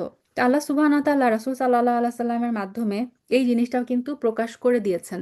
হাদিস থেকে আমরা জানি এর দ্বারা আল্লাহ তাআলা তাকে শান্তি এবং নিরাপত্তার পথ বাতলে দিতে চান, যে ব্যক্তি আনুগত্য করে তার সন্তুষ্টি লাভ করতে চায়। আর তারপর তিনি তার অনুমতিক্রমে তাদেরকে জাহিলিয়াতের অন্ধকার থেকে ঈমানের আলোতে বের করে আনেন। আর এভাবেই তিনি তাদের সঠিক পথে পরিচালিত করেন। নিশ্চয়ই যারা কুফরি করেছে তারা বলেছে, অবশ্যই মারিয়ামের পুত্র মাসিহ আল্লাহ। হে মোহাম্মদ, তুমি তাদের বলো, আল্লাহ তাআলা যদি মারিয়াম পুত্র মাসিহ, তার মা এবং গোটা বিশ্ব চরাচরে যা কিছু আছে সব কিছু ধ্বংস করে দিতে চান, এমন কি আছে যে আল্লাহর কাছ থেকে এদের রক্ষা করতে পারবে? এই আকাশ, ভূমণ্ডল এবং এর মধ্যবর্তী স্থানে যা কিছু আছে তার সার্বভৌমত্ব আল্লাহ তাআলার জন্যই নির্দিষ্ট। তিনি যা ইচ্ছা তাই সৃষ্টি করেন। আল্লাহ তাআলা সকল বিষয়ের উপরে একক ক্ষমতাবান। তো এই আয়াতের উদ্দেশ্য হচ্ছে খ্রিস্টানদের সেই আকিদাকে, সেই বিশ্বাসকে খণ্ডন করা, যাতে তারা মনে করে যে ঈসা আলাহ সাল্লামই হচ্ছে স্বয়ং আল্লাহ। ইহুদি এবং খ্রিস্টানরা বলে আমরা আল্লাহর সন্তান এবং প্রিয় পাত্র। তো ইহুদিরা বলে উজাইর আলাহ সাল্লাম আল্লাহর সন্তান, আর খ্রিস্টানরা বলে যে ঈসা আলাহ সাল্লাম হচ্ছে আল্লাহর পুত্র। তো ইহুদি আর খ্রিস্টানরা বলে যে আমরা আল্লাহর সন্তান এবং তার প্রিয় পাত্র। তুমি তাদের বলো, তাহলে তিনি তোমাদের গুনাহের জন্য তোমাদের দণ্ড প্রদান করবেন কেন? মূলত তোমরা সবাই তাদের অন্তর্ভুক্ত কতিপয় মানুষ যাদের আল্লাহ তাআলা সৃষ্টি করেছেন। তিনি তার বান্দাদের যাকে ইচ্ছা ক্ষমা করে দেন, আবার যাকে ইচ্ছা শাস্তি প্রদান করেন। আসমান এবং জমিনের মধ্যবর্তী সব কিছুর একক মালিকানা আল্লাহ তাআলার জন্যই নির্দিষ্ট। তার কাছেই হচ্ছে সবার ফিরে যাওয়ার জায়গা। হে আহলে কিতাবরা, রাসূলদের আগমনের ধারার দীর্ঘ বিরতির পর আমার পক্ষ থেকে তোমাদের কাছে একজন রাসূল এসেছে। সে তোমাদের জন্য আমার কথাগুলোকে সুস্পষ্টভাবে বর্ণনা করছে, যাতে করে তোমরা শেষ বিচারের দিন এই কথা বলতে না পারো যে আমাদের কাছে জান্নাতের সুসংবাদ বহনকারী এবং জাহান্নামের সতর্ককারী হিসেবে কেউ তো আগমন করেনি। হ্যাঁ, আজ তো সত্য সত্যিই তোমাদের কাছে সুসংবাদবাহী এবং সতর্ককারী একজন রাসূল এসে গেছে। বস্তুত আল্লাহ তাআলা সর্ববিষয় শক্তিমান। তো ঈসা আলাহ সাল্লাম এবং মোহাম্মদ সাল্লাল্লাহু আলাইহি সাল্লামের মাঝে কিন্তু 570 অথবা 600 বছরের মতো একটা ব্যবধান ছিল। এটাকে বলে ফাতরা, অর্থাৎ দুই জন প্রেরিত রাসূলের মধ্যবর্তী যে সময়কাল সেটাকে বলে ফাতরা। তো এখানে আল্লাহ সুবহানাহু ওয়া তাআলা আহলে কিতাবদের বলছেন যে এই যে এত দীর্ঘকাল পরে আমি একজন সর্বশেষ রাসূল মুহাম্মদ সাল্লাল্লাহু আলাইহি সাল্লামকে যে প্রেরণ করলাম, এখন তো তোমরা এই কথা বলতে পারবে না কিয়ামতের দিন যে আমাদের নিকট তো আর কোনো সুসংবাদ দাতা, জান্নাতের সুসংবাদ দাতা অথবা জাহান্নামের ভীতি প্রদর্শনকারী কোনো নবী আসেনি। যখন মুসা তার জাতিকে বলেছিল, হে আমার সম্প্রদায়ের লোকেরা, আল্লাহ তাআলা তোমাদের উপর যে নিয়ামত নাজিল করেছেন তা তোমরা স্মরণ করো। সেই নিয়ামতের কথাও স্মরণ করো যখন তিনি তোমাদের মাঝে বহু নবী সৃষ্টি করেছেন, তিনি তোমাদের এই জমিনের শাসনকর্তা বানিয়েছেন। এছাড়া তিনি তোমাদের এমন সব নিয়ামত দান করেছেন যা তিনি সৃষ্টিকুলের আর কাউকে দান করেনি। বনি ইসরায়েলকে আল্লাহ সুবহানাহু ওয়া তাআলা এত বেশি নিয়ামত দিয়েছিলেন। সমস্ত মানে অধিকাংশ নবী রাসূল বনি ইসরায়েলের মধ্য থেকেই কিন্তু এসেছে। তাদের সর্বশেষ নবী ছিল ঈসা আলাইহিস সালাম। আর আম, আমাদের নবী মুহাম্মদ সাল্লাল্লাহু আলাইহি সাল্লাম এসেছেন বনি ইসমাইল থেকে। এবং বনি ইসরায়েলে আল্লাহ সুবহানাহু ওয়া তাআলা রাজা বাদশারও আবির্ভাব ঘটিয়েছেন। কোন কোন নবীকে আল্লাহ বাদশাহী দান করেছিলেন, তাই না? সুলাইমান আলাইহিস সালাম, দাউদ আলাইহিস সালাম, এরা মানে বাদশাহ ছিলেন, নবীও ছিলেন। এবং তাদেরকে যে মান্না এবং সালওয়া দেওয়া হয়েছে, ফেরাউনের হাত থেকে আল্লাহ সুবহানাহু ওয়া তাআলা কিভাবে তাদেরকে মানে সাগরের মধ্যে রাস্তা বের করে তাদেরকে উদ্ধার করলেন, মেঘমালার ছায়া দিয়ে তিনি তাদেরকে সাপোর্ট করেছিলেন যখন তারা মরুভূমিতে উদ্ভ্রান্তের মতো ঘুরে বেড়াচ্ছিল। তারপর আল্লাহ সুবহানাহু ওয়া তাআলা এই যে মানে মুসা আলাহিসাল্লাম সাল্লাম বললেন তার জাতিকে যে তোমরা এই যে এত নিয়ামত প্রাপ্ত হয়েছো, এখন আল্লাহর শুকরিয়া করো। হে আমার জাতি, আল্লাহ তাআলা তোমাদের জন্য যে পবিত্র ভূখণ্ড লিখে রেখেছেন, তোমরা তাতে প্রবেশ করো এবং এই অভিযানে কখনো পশ্চাৎপসরণ করো না। তারপরও তোমরা যদি ফিরে আসো তাহলে ভীষণ ক্ষতিগ্রস্ত হবে। তো বনি ইসরায়েলের যে মেইন মানে ইয়াকুব আলাহিসাল্লাম এবং যার আরেক নাম ছিল ইসরায়েল, তার কিন্তু আদি বাসস্থান ছিল বাইতুল মুকাদ্দাস অর্থাৎ জেরুজালেম। তো তার পুত্র ইউসুফ আলাহিসাল্লাম ঘটনাক্রমে আমরা জানি যে তিনি হচ্ছেন মিশরে রাষ্ট্রপ্রধান হয়ে যান। এবং একটা পর্যায়ে সূরা ইউসুফ যখন আমরা পড়ব তখন দেখব যে একটা পর্যায়ে ইয়াকুব আলাহিসাল্লাম সহ তার সম্পূর্ণ পরিবার কিন্তু মিশরে চলে আসেন। তো মুসা আলাহিসাল্লাম আবার কি করলেন দেখেন, ফেরাউনের কবল থেকে মুক্তি লাভের জন্য এই বনি ইসরায়েলকে মিশর থেকে তিনি নিয়ে চলে আসেন, তাই না? সেই সময় এই বাইতুল মাকদিসের যে আম, শাসক ছিল তারা ছিল, তাদেরকে বলা হয় যে আমালেকা। একটু আগে যে আমরা পড়লাম যে আমালেকা, এবং এরা ছিল অত্যন্ত মানে আহ, মানে খুবই শক্তিশালী একটা জাতি। তো মুসা আল্লাহ সাল্লাম কি চাইলেন যে তাদের যে আদি নিবাস বাইতুল মাকদিস সেখানে যে এই বনি ইসরায়েলকে নিয়ে তিনি বসবাস করবেন। তো আল্লাহ সুবহানাহু ওয়া তাআলা তখন তাকে বললেন যে তুমি এদেরকে নিয়ে জিহাদ করো, জিহাদ করে তোমরা ওই বাইতুল মাকদিসে প্রবেশ করো। তখন এই মুসা আল্লাহ সাল্লাম এসে এদেরকে বললেন যে আল্লাহ সুবহানাহু ওয়া তাআলা হুকুম করেছেন যে তোমরা যাতে এই এই ভূখণ্ডে প্রবেশ করো এবং এই যে অভিযান এই জিহাদের ব্যাপারে তোমরা পিছপা হইও না। আর তাও তোমরা যদি ফিরে আসো তাহলে তোমরা ভীষণ ক্ষতিগ্রস্ত হবে। তো এই জিহাদের নির্দেশ যখন আসলো তারা কি বলল? তারা বলল এত মানে কি বলবো এদেরকে, তারা কি বলল দেখেন কত সাহস। হে মুসা, সেখানে তো এক দুর্দণ্ড প্রতাপশালী সম্প্রদায় রয়েছে, মানে এই যে আমালিকাদের তাদের যে বীরত্ব তাদের যে প্রসিদ্ধি, এটার কারণে ভয়ে ভীতু হয়ে বনি ইসরাইল প্রথম ধাপেই তারা যুদ্ধে অংশগ্রহণ করবে, তাদের শক্তি সাহস সবকিছু হারিয়ে ফেলে তারা জিহাদ করতে অস্বীকৃতি জানায়। তারা বলে যে ওই আমালেকা সেখান থেকে বেরিয়ে না আসা পর্যন্ত আমরা কিছুতেই সেখানে প্রবেশ করব না। হ্যাঁ, তারা সেখান থেকে বেরিয়ে এলে আমরা অবশ্যই সেখানে প্রবেশ করব। আর তাদের মধ্যে দুইজন লোক যারা আল্লাহ তাআলাকে ভয় করেছিল, বলা হয় যে এর মধ্যে একজন ছিলেন ইউশা বিন নুন, যিনি ওই যে সূরা কাহাফে আমরা পড়ি মুসা আল্লাহ সাল্লামের সাথে যেই ফাতাহ, যে মুসা আল্লাহ সাল্লাম যাকে সঙ্গী করে খিদির আল্লাহ সাল্লামের কাছে গিয়েছিলেন। তো এই দুইজনের একজন ছিল ইউশা ইবন নুন। তো এবং আরেকজন, এই দুইজন ছিল আল্লাহ সুবহানাহু তাআলাকে মানে তারা সত্যি সত্যি ভয় করত। এবং আল্লাহ এখানে বললে তাদের উপর আল্লাহর অনুগ্রহ ছিল। এই দুইজন এগিয়ে এসে বলল যে তোমরা সদর দরজা দিয়ে সেখানে প্রবেশ করো, আর একবার সেখানে প্রবেশ করলেই তোমরা বিজয়ী হবে, তোমরা যদি সত্যিকার অর্থে মুমিন হও, আল্লাহর উপরই ভরসা করো। তো তারা তাদের জাতি লোকদেরকে বুঝালো যে আল্লাহ সুবহানাহু তাআলা যেহেতু আমাদেরকে নির্দেশ দিয়েছেন এই জিহাদ করার, সো তোমরা সাহস দেখাও, আল্লাহ সুবহানাহু তাআলা অবশ্যই তোমাদেরকে ওই শত্রুর উপর বিজয় দান করবেন। তখন তারা কি বলল? তারা এই জবাবে বনি ইসরাইল বলল, হে মুসা, সেই শক্তিশালী লোকেরা যতক্ষণ সেখানে থাকবে ততক্ষণ আমরা কখনোই সেখানে প্রবেশ করব না। তুমি বরং যাও, তুমি এবং তোমার রব উভয় মিলে যুদ্ধ করো, আমরা এখানেই বসে রইলাম। কতটা বড় আস্পর্ধা তাদের! তারা বলল, আল্লাহর রাসূলকে বলল যে তুমি আর তোমার আল্লাহ মিলে যে যুদ্ধ করো, আমরা এখানে বসে থাকবো, আমরা এখানে যাব না।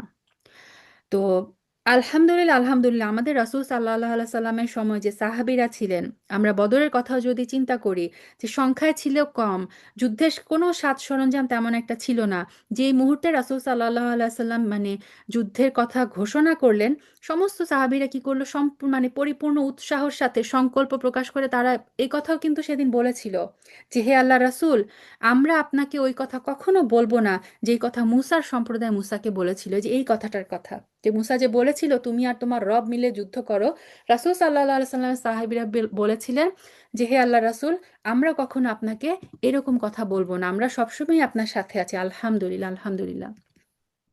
মুসা বলল, হে আমার রব, তুমি জানো আমার নিজের এবং আমার ভাই ছাড়া আর কারো উপর আমার আধিপত্য নেই, অতএব আমাদের এবং এই নাফরমান লোকদের মধ্যে তুমি একটা মীমাংসা করে দাও।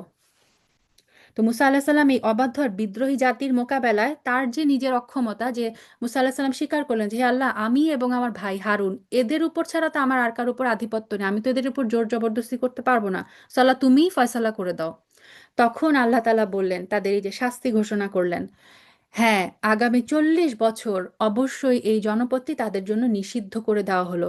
অর্থাৎ 40 বছর কিন্তু বনি ইসরাইল আর বাইতুল মাকদিসে প্রবেশ করতে পারে নাই।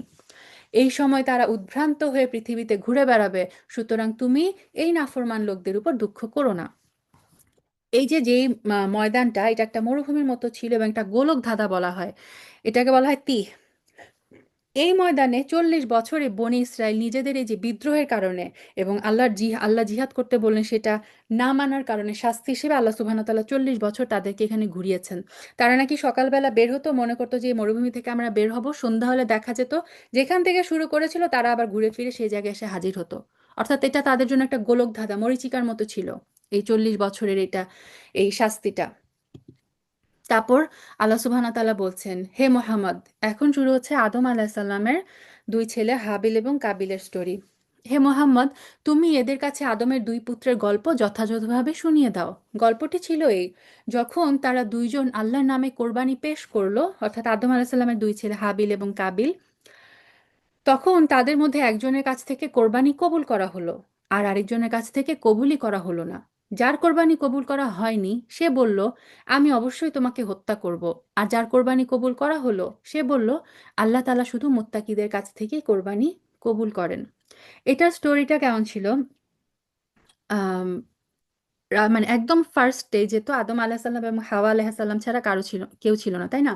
সো আল্লাহ সুবহানাহু ওয়া তাআলা এই যে মানুষের যে বংশধারা, এটা তিনি কিভাবে চালু করেছেন। হাওয়া আলাহিসাল্লাম যখন প্রেগনেন্ট হতেন, প্রতি প্রেগনেন্সিতে তার যমজ সন্তান হতো, একটা ছেলে আর একটা মেয়ে। এইভাবে মানে প্রতিবার প্রেগনেন্ট হলেই একটা ছেলে হতো একটা মেয়ে হতো। তো দ্বিতীয় গর্ভে সেকেন্ড বার আবার যখন প্রেগনেন্ট হন, আবার একটা ছেলে একটা মেয়ে হয়।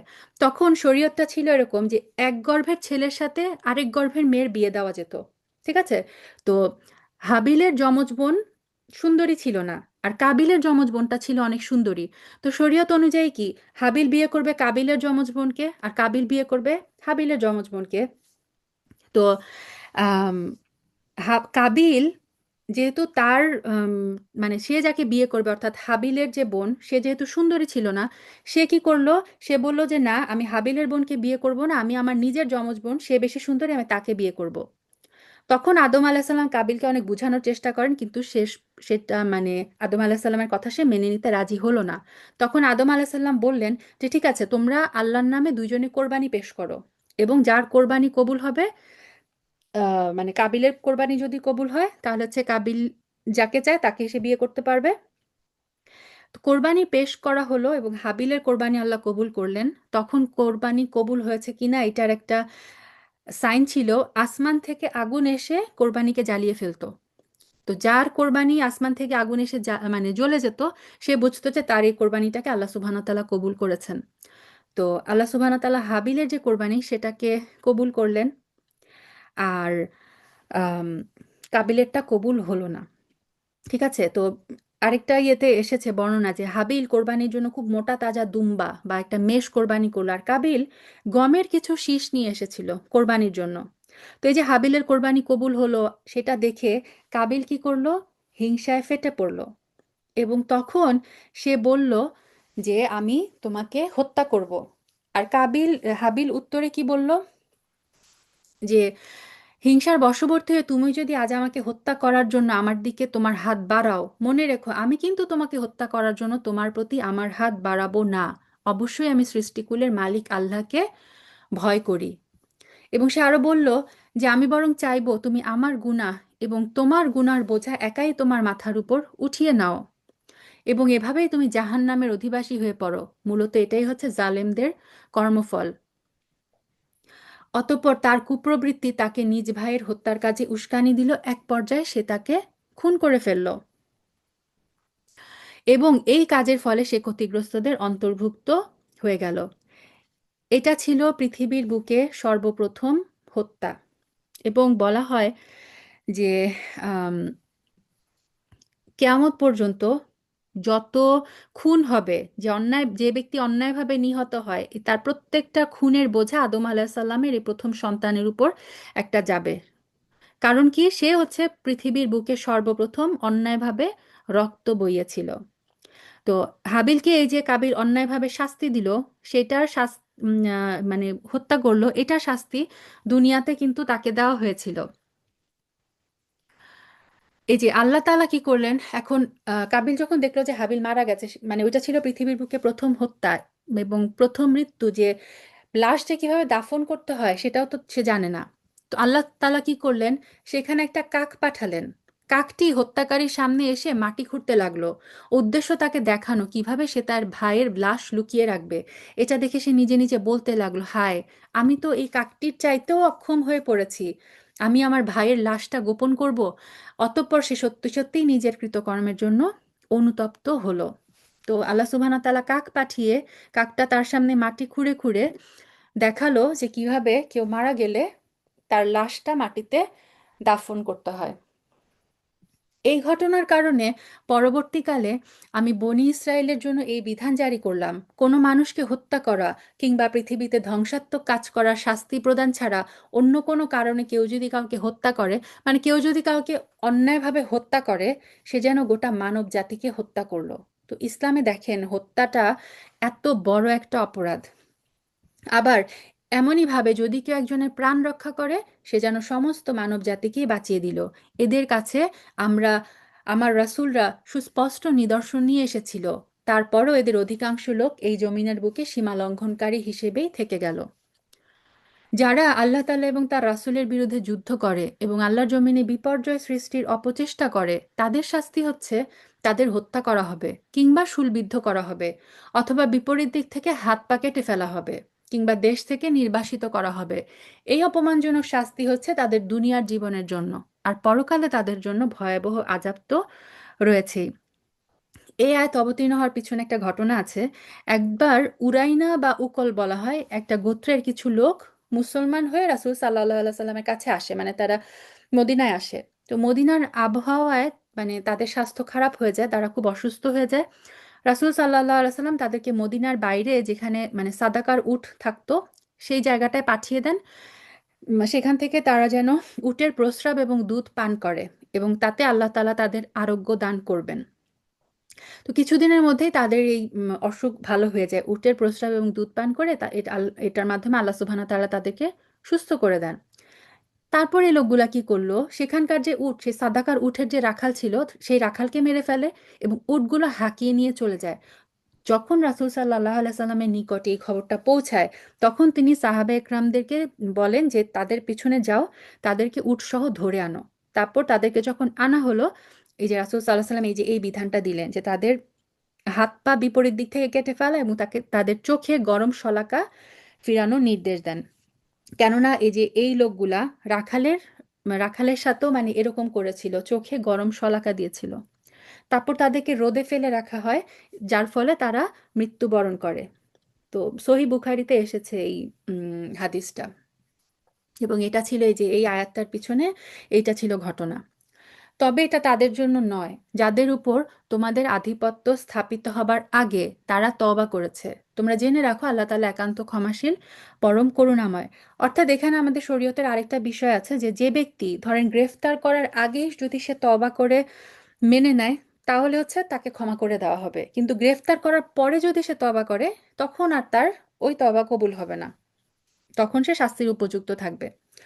হে মানুষ, তোমরা যারা ঈমান এনেছো, আল্লাহকে ভয় করো এবং তার দিকে এগিয়ে যাওয়ার উপায় খুঁজতে থাকো। তার দিকে এগুনোর বড় একটা উপায় হচ্ছে তোমরা তার পথে জিহাদ করো। আশা করা যায় তোমরা সফলকাম হতে পারো। সুবহানাল্লাহ।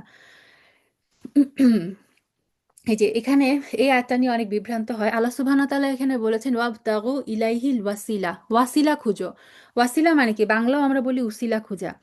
মানে কাঙ্ক্ষিত জিনিস লাভ করা যায় কাঙ্ক্ষিত জিনিস লাভ করা বা কোনো বস্তুর নিকটবর্তী হওয়া, তার কাছাকাছি যাওয়া। তো আল্লাহ সুবহানাহু ওয়া তাআলা বলেছেন তার দিকে যাওয়ার, তার কাছে, আল্লাহর কাছে যাওয়ার তোমরা উপায় খুঁজো। আমরা কিভাবে আল্লাহর কাছাকাছি যেতে পারি? যেই কাজগুলোর মাধ্যমে আমরা আল্লাহর সন্তুষ্টি পেতে পারি।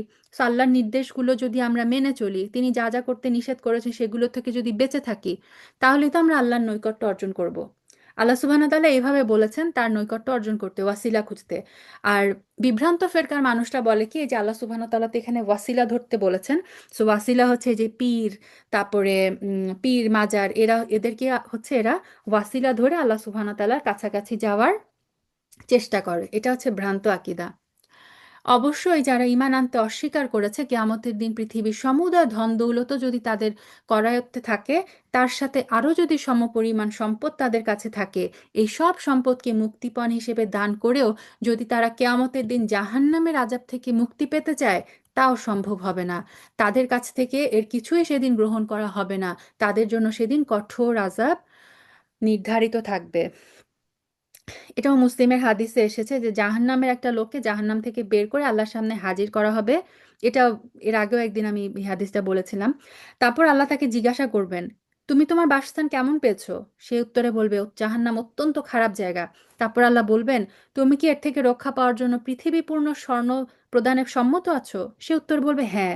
আল্লাহ বলবেন, আমি তো তোমার নিকট পৃথিবীতে এর চেয়েও কম কিছু চেয়েছিলাম, তুমি সেটা দাওনি বা পরোয়া করনি, অতএব আজকে তুমি পুনরায় জাহান্নামে নিক্ষিপ্ত হও। আল্লাহুম্মা আজিরনা মিনান নার। তারা সেদিন বারবার দোজখের আগুন থেকে বেরিয়ে আসতে চাইবে, কিন্তু কিছুতেই তারা সেখান থেকে বেরিয়ে আসতে পারবে না। তাদের জন্য স্থায়ী আযাব নির্দিষ্ট হয়ে আছে। তো এই উক্তিটা হচ্ছে কাফেরদের জন্য। কেননা মুমিনদের জাহান্নামের শাস্তি ভোগের পরে জাহান্নাম থেকে বের করে আনা হবে, এটা বহু হাদিস থেকে আমরা পাই। পুরুষ এবং নারী এদের যে কেউ চুরি করবে, তাদের উভয়ের হাত কেটে ফেলো, এটাই তাদের কর্মফল। এটা আল্লাহর পক্ষ থেকে শিক্ষণীয় নির্ধারিত দণ্ড। আল্লাহ মহাশক্তিশালী, পরম প্রজ্ঞাময়। তো চুরি করার শাস্তিটা হচ্ছে যে কবজি পর্যন্ত হাত কাটা। এখানে আল্লাহ সুবহানাহু ওয়া তাআলা বলে দিলেন, সে পুরুষ হোক কি নারী হোক।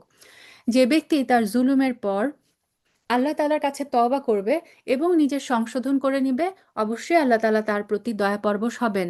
নিশ্চয়ই আল্লাহ তাআলা বড়ই ক্ষমাশীল এবং দয়াময়। আচ্ছা, এখানে যে তওবার কথা বলা হচ্ছে, এটা হচ্ছে এমন তওবা যেটা আল্লাহ তাআলা কবুল করেন। এটা নয় যে তওবার ফলে চুরি কিংবা অন্য শাস্তিযোগ্য অপরাধের শাস্তি কিন্তু মাফ হয়ে যায় না। সো চোর চুরি করে ধরা পড়ার পরে সে যদি তওবা করে, তার জন্য কিন্তু দুনিয়াবি যে শাস্তি আল্লাহ নির্ধারণ করেছেন সেটা কিন্তু মাফ হয়ে যাবে না। শরীয়তে নির্ধারিত দণ্ড তওবা দিয়ে মাফ হয় না। তুমি কি জানো না, এই আকাশমণ্ডলী এবং জমিনের একক সার্বভৌমত্ব একমাত্র আল্লাহর জন্য? যাকে ইচ্ছা তিনি শাস্তি দেন, যাকে ইচ্ছা তিনি মাফ করে দেন। আল্লাহ তাআলা সব কিছুর উপর একক ক্ষমতাবান। হে রাসূল, যারা দ্রুত গতিতে কুফরির দিকে ধাবিত হচ্ছে, তাদের এই বিষয়টি তোমাকে যেন দুঃখিত না করে। এরা সেই দলের লোক যারা মুখে বলে আমরা ঈমান এনেছি, সত্যিকার অর্থে তাদের অন্তর কখনোই ঈমান আনেনি। অপরদিকে যারা ইহুদি, তারাও মিথ্যা কথা শোনার জন্য সদা কান খাড়া করে রাখে। তাদের বন্ধু সম্প্রদায়ের যেসব লোক কখনো তোমার কাছে আসেনি, এবং এরা সেই অপর সম্প্রদায়টির জন্যই নিজেদের কান খাড়া করে রাখে। তারা আল্লাহর কিতাবের কথাগুলোকে আপন জায়গায় বিন্যস্ত থাকার পরেও বিকৃত করে। অন্যদের কাছে বলে, হ্যাঁ, যদি এই ধরনের বিধান তোমাদের দেওয়া হয় তাহলে তোমরা তা গ্রহণ করো, আর যদি দেওয়া না হয় তাহলে সতর্ক থেকো। আসলে আল্লাহ তাআলা যার পথচ্যুতি চান, তাকে আল্লাহর পাকড়াও থেকে বাঁচানোর জন্য তুমি কিছুই করতে পারো না। এরা হচ্ছে সেই সব হতভাগ্য লোক, আল্লাহ যাদের অন্তরগুলোকে কখনো পাকসাফ করার ইরাদা পোষণ করেন না। তাদের জন্য পৃথিবীতে রয়েছে অপমান এবং লাঞ্ছনা। পরকালেও তাদের জন্য রয়েছে ভয়াবহ আযাব। এই 41 থেকে 44 নাম্বার পর্যন্ত আয়াতগুলো, এগুলোর পিছনে একটা ঘটনা আছে, যেটা হচ্ছে যে বিবাহিত ব্যভিচারী এবং ব্যভিচারিণী ইহুদির ঘটনা। তো আম, ইহুদিরা তাদের কিতাবে, মানে তাওরাতে অনেক কিছু পরিবর্তন করেছিল নিজের মতো, এবং আল্লাহ সুবহানাহু ওয়া তাআলা যে বিধানগুলো দিয়েছিলেন সেগুলো অনুযায়ী তারা আমল করতো না। তার মধ্যে একটা ছিল রজম, যেটা আমি কিছুক্ষণ আগেও বললাম যে ইহুদিদের শরীয়তেও কিন্তু এই বিবাহিত নারীর বা পুরুষের কি বলে ব্যভিচারের শাস্তি ছিল রজম। তো ইহুদিদের মধ্যে এরকম একজন নারী এরকম ব্যভিচারের ঘটনায় জড়িয়ে পড়ে। এটা শাস্তির জন্য যখন ফয়সালার জন্য যখন রাসূল সাল্লাল্লাহু আলাইহি সাল্লামের কাছে আসে ইহুদিরা, তো রাসূল সাল্লাল্লাহু আলাইহি সাল্লাম জিজ্ঞেস করেন যে তোমাদের কিতাবে এইটার কি শাস্তির কথা বলা হয়েছে? তারা তাদের একটা মন গড়া শাস্তির কথা বলেন। তো আব্দুল্লাহ বিন সালাম তিনি সেখানে উপস্থিত ছিলেন। তিনি বলেন যে না, তিনি তো তাওরাতের মানে ইহুদি পণ্ডিত ছিলেন। তিনি বললেন যে তোমরা মিথ্যা বলছো, তাওরাতে এর শাস্তি হচ্ছে পাথর ছুঁড়ে হত্যা করা, এবং যাও তোমরা তাওরাত নিয়ে আসো। তারা করলো কি, তাওরাত নিয়ে এসে পড়তে শুরু করে, রজমের আয়াতের উপর হাত রেখে উপরের পরের সমস্ত কিছু পড়ে শোনায়। তখন আব্দুল্লাহ বিন সালাম রাদিয়াল্লাহু আনহু বলেন, তখন তিনি মুসলিম হয়ে গিয়েছিলেন, তিনি বলেন যে হাত সরাও, তোমরা ওই জায়গা থেকে হাত সরাও, তাওরাতের উপর থেকে হাত সরাও। এবং তারা যখন হাত সরালো দেখা গেল যে সেইখানেই রজমের আয়াতটা বিদ্যমান আছে। তখন তাদেরকেও স্বীকার করতে বাধ্য হলো যে মুহাম্মদ সাল্লাল্লাহু আলাইহি সাল্লাম ওই যে বলছেন সেটাই সত্য, যে তাওরাতে রজমের আয়াত আছে। তারপর রাসূল সাল্লাল্লাহু আলাইহি সাল্লাম নির্দেশ দেন যে এই ব্যভিচারীদ্বয়কে পাথর নিক্ষেপ করে হত্যা করতে হবে। তো ইহুদিদের চরিত্রই হচ্ছে এরকম। এই যে 42, 43, 44 এই আয়াতগুলো এই ঘটনার পরিপ্রেক্ষিতে এসেছে। ইহুদিদের চরিত্র হচ্ছে এরা যেমন মিথ্যা কথা শুনতে অভ্যস্ত, তেমনি হারাম মাল খেতেও ওস্তাদ। এরা যদি কখনো কোনো বিচার নিয়ে তোমার কাছে আসে, তাহলে তুমি চাইলে তাদের বিচার করতে পারো কিংবা তাদের উপেক্ষা করো। যদি উপেক্ষা করো তাহলে নিশ্চিত থাকো এরা কখনোই তোমার কোনো অনিষ্ট করতে পারবে না। তবে তুমি যদি তাদের বিচার ফয়সালা করো, তাহলে অবশ্যই ন্যায় বিচার করবে। নিঃসন্দেহে আল্লাহ তাআলা ন্যায় বিচারকদের ভালোবাসেন। এসব লোক কিভাবে তোমাকে বিচারক মানবে যখন তাদের নিজেদের কাছে আল্লাহর পাঠানো তাওরাত মজুদ আছে? তাতেও তো আল্লাহর বিধান আছে। এই যে আল্লাহ সুবহানাহু ওয়া তাআলা বললেন যে তাওরাতেও কিন্তু এই সেম বিধানটাই ছিল। তুমি যাই করো না কেন, এরপর তারা তোমার কাছ থেকে মুখ ফিরিয়ে নিবে। এরা কেউ আল্লাহর কিতাবে বিশ্বাসী নয়। অবশ্যই আমি মুসার কাছে তাওরাত নাজিল করেছি, তাতে আমার হেদায়েত এবং আলোকবর্তিকা ছিল। আমার নবীরা যারা আমার বিধানের আনুগত্য করত, তারা ইহুদি জাতিকে এই হেদায়েত মোতাবেকই বিচার ফয়সালা দিত। নবীদের পর তাদের জ্ঞান সাধক এবং ধর্মীয় পণ্ডিতরা, যারা এই যে ইহুদিদের রেবাই, এই অনুযায়ী বিচার আচার করত, কেননা নবীর পর আল্লাহর কিতাব সংরক্ষণের দায়িত্ব এদেরই দেওয়া হয়েছিল। তারা নিজেরাও এর উপর সাক্ষী ছিল। সুতরাং তোমরা মানুষদের ভয় না করে একান্তভাবে আমাকেই ভয় করো, আর আমার আয়াতসমূহকে তাদের মতো সামান্য মূল্যে বিক্রি করো না। যারা আল্লাহ নাজিল করা আইন অনুযায়ী বিচার ফয়সালা করে না, তারাই হচ্ছে কাফের। যে সেখানে আমি তাদের জন্য এই ফৌজদারি বিধান নাজিল করেছিলাম যে প্রত্যেক জানের বদলে জান, চোখের বদলে চোখ, নাকের বদলে নাক, কানের বদলে কান, দাঁতের বদলে দাঁত। শাস্তি প্রয়োগের সময় এই শারীরিক জখমটাই কিন্তু আসল দণ্ড বলে বিবেচনা করবে। অবশ্য বাদীপক্ষের কেউ যদি এই দণ্ড মাফ করে দিতে চায়, তাহলে তা তার নিজের গুনাহগাতার জন্য কাফফারা হিসেবে পরিগণিত হবে। যারা আল্লাহ নাজিল করা বিধান অনুযায়ী বিচার ফয়সালা করে না, তারাই হচ্ছে জালেম। এই ক্রমধারায় অতঃপর আমি মরিয়ম পুত্র ঈসাকে পাঠিয়েছি। সেখানে আগে থেকে তাওরাতের যা কিছু অবশিষ্ট ছিল সে ছিল তার সত্যায়নকারী। সো ঈসা আলাইহিস সালামকে আল্লাহ সুবহানাহু ওয়া তাআলা তাওরাত, ইনজিল এবং এর ব্যাখ্যা, এই হিকমা দিয়ে কিন্তু পাঠিয়েছিলেন। এবং ঈসা আলাইহিস সালাম এসে তাওরাতের কিন্তু সত্যায়নকারী ছিলেন তিনি। আর আমি তাকে দান করেছি ইনজিল, যাতে ছিল হেদায়াত ও নূর। তখন তাওরাতের যা কিছু তার কাছে বর্তমান ছিল সে তার সত্যায়নকারী ছিল। তদুপরি তাতে মুত্তাকি লোকদের জন্য পথনির্দেশ এবং উপদেশ মওজুদ ছিল। ইনজিলের অনুসারীদের উচিত ছিল, অর্থাৎ এই যে খ্রিস্টানদের উচিত ছিল, এর ভিতরে আল্লাহ তাআলা যা কিছু নাজিল করেছেন তার ভিত্তিতে বিচার ফয়সালা করা। কেননা যারা আল্লাহর নাজিল করা আইনের ভিত্তিতে বিচার করে না, তারাই হচ্ছে ফাসিক। হে মোহাম্মদ, আমি তোমার কাছে সত্য দিন সহ এই কিতাব নাজিল করেছি। আগের কিতাবে যা কিছু তার সামনে মজুদ রয়েছে, এই কিতাব তার উপর সত্যতা স্বীকার করে। শুধু তাই নয়, এই কিতাব তার হেফাজতকারীও বটে। সুতরাং আল্লাহ তাআলা যেসব বিধিবিধান নাজিল করেছেন তার ভিত্তিতে তুমি তাদের মধ্যে বিচার ফয়সালা করো। আর বিচারের সময় তোমার নিজের কাছে যে সত্য দিন এসেছে তার থেকে সরে গিয়ে তাদের খেয়ালখুশি অনুসরণ করো না, কেননা আমি তোমাদের প্রত্যেকটা সম্প্রদায়ের জন্য শরীয়ত এবং কর্মপন্থা নির্ধারণ করে দিয়েছি। আল্লাহ তাআলা চাইলে তোমাদের সবাইকে একই উম্মত বানিয়ে পাঠাতে পারতেন, কিন্তু তিনি তোমাদের যা দিয়েছেন তা দিয়ে তোমরা যাচাই বাছাই করে নিতে চান তোমাদেরকে। মানে আল্লাহ সুবহানাহু ওয়া তাআলা চাইলে সবাইকে একই উম্মত বানাতে পারতেন, কিন্তু তিনি এই যে বিভিন্ন শরিয়ত দিয়েছেন আমাদেরকে পরীক্ষা করার জন্য। অতএব ভালো কাজে তোমরা সবাই প্রতিযোগিতা করো, কেননা আল্লাহ তাআলার কাছেই তোমাদের সকলের প্রত্যাবর্তন করার স্থান। এখানে তোমরা যেসব বিষয় নিয়ে মতভেদ করতে, ওখানে তিনি তো তোমাদের তা বলে দিবেন। সো দুনিয়ায় আমাদের অনেক কিছু নিয়ে মানে মতবিরোধ থাকে, আল্লাহ সুবহানাহু ওয়া তাআলা কিয়ামতের দিন সমস্ত ফয়সালা করে দিবেন। এবং এক নবীর শরীয়ত যখন আসে তখন কিন্তু পূর্বের নবীর শরীয়ত তখন বাতিল হয়ে যায়। যেমন রাসূল সাল্লাল্লাহু আলাইহি সাল্লামের কাছে যখন কোরআন আসলো, তখন কিন্তু এই যে পূর্বের ইনজিল তাওরাতে যা ছিল সেই সমস্ত শরীয়তের মানে বিধানগুলো বাতিল হয়ে নতুন শরীয়তটাই হবে। হ্যাঁ, মানে নতুন শরীয়তই সবাইকে মেনে চলতে হবে, এটাই হচ্ছে আল্লাহ সুবহানাহু ওয়া তাআলার অবতীর্ণ কিতাবের মানে নিয়ম। অতএব হে মোহাম্মদ, তোমার উপর আল্লাহ তাআলা আইন কানুনে যা কিছু নাজিল করেছেন তুমি তা দিয়ে এদের মাঝে বিচার ফয়সালা করো। কখনো তাদের খেয়াল খুশির অনুসরণ করো না। তাদের থেকে সতর্ক থেকো। যা কিছু আল্লাহ তাআলা তোমার উপর নাজিল করেছেন তার কোনো বিষয়ে তারা যেন তোমাকে ফিতনায় না ফেলতে পারে। অতঃপর তোমার ফয়সালা থেকে যদি এরা মুখ ফিরিয়ে নেয় তাহলে জেনে রাখো আল্লাহ তাআলা তাদের নিজেদেরই কোনো গুনাহের জন্য তাদের কোনো মুসিবতে ফেলবেন।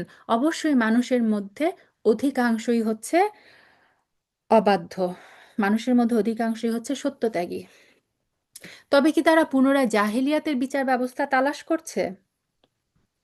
অথচ যারা আল্লাহতে একনিষ্ঠভাবে বিশ্বাস করে তাদের কাছে আল্লাহ তাআলার চাইতে উত্তম বিচারক আর কে হতে পারে? সো আল্লাহ সুবহানাহু ওয়া তাআলা এই আয়াতগুলোতে বারবার বলছেন যে কোরআনে এখন আল্লাহ সুবহানাহু ওয়া তাআলা যে শরীয়ত দিয়ে রাসূল সাল্লাল্লাহু আলাইহি সাল্লামকে পাঠিয়েছেন সেই অনুযায়ী বিচার ব্যবস্থা করতে। এই বিচার যদি তারা মেনে না নেয় তাহলে তাদের অবস্থাটা এরকম যে তারা যেন পুনরায় সেই জাহেলিয়াতের যুগে জাহেলিয়াতের বিচার ব্যবস্থা যেন তারা খুঁজছে। এবং হাদিসে এসেছে, আম, বুখারীর একটা হাদিস, রাসূল সাল্লাল্লাহু আলাইহি সাল্লাম বলেছেন যে তিন ব্যক্তি আল্লাহর নিকট সবচেয়ে বেশি অপছন্দনীয়। এদের মধ্যে এক ব্যক্তি হচ্ছে যে মক্কার হারামে কোনো পাপ কাজ করবে, আরেকটা হচ্ছে যে ইসলামী জাহেলি যুগের চালচলন এবং নিয়ম কানুনের অনুসরণ করতে চায়, আরেকজন হচ্ছে যে অকারণে কারোর নিকট থেকে খুনের দাবি করে। সো জাহেলি মানে ইসলামী শরীয়ত আসার পরে যে জাহেলি যুগের শরীয়তের নিয়ম কানুনের অনুসরণ করতে চায় সে হচ্ছে আল্লাহর নিকট সবচেয়ে অপছন্দনীয় ব্যক্তি। এখানে আল্লাহ সুবহানাহু ওয়া তাআলা আরো একবার আমাদেরকে বলছেন, হে ঈমানদার লোকেরা, তোমরা কখনো ইহুদি এবং খ্রিস্টানদের নিজেদের বন্ধু হিসেবে গ্রহণ করো না, কেননা এরা নিজেরা সবসময় একে অপরের বন্ধু। যদি তোমাদের মধ্যে কেউ যদি এদের কাউকে বন্ধু বানিয়ে নেয় তাহলে সে অবশ্যই তাদের দলভুক্ত হয়ে যাবে। আল্লাহ তাআলা কখনোই জালেম সম্প্রদায়কে হেদায়াত করেন না। সো ইহুদি এবং খ্রিস্টানদের সাথে যারা মানে আউলিয়ার মতো যারা বন্ধুত্ব রাখবে তাদের কিন্তু কঠিন শাস্তির ঘোষণা করা হচ্ছে এবং আল্লাহ বলছেন তোমরাও তাদের মতোই হয়ে যাবে।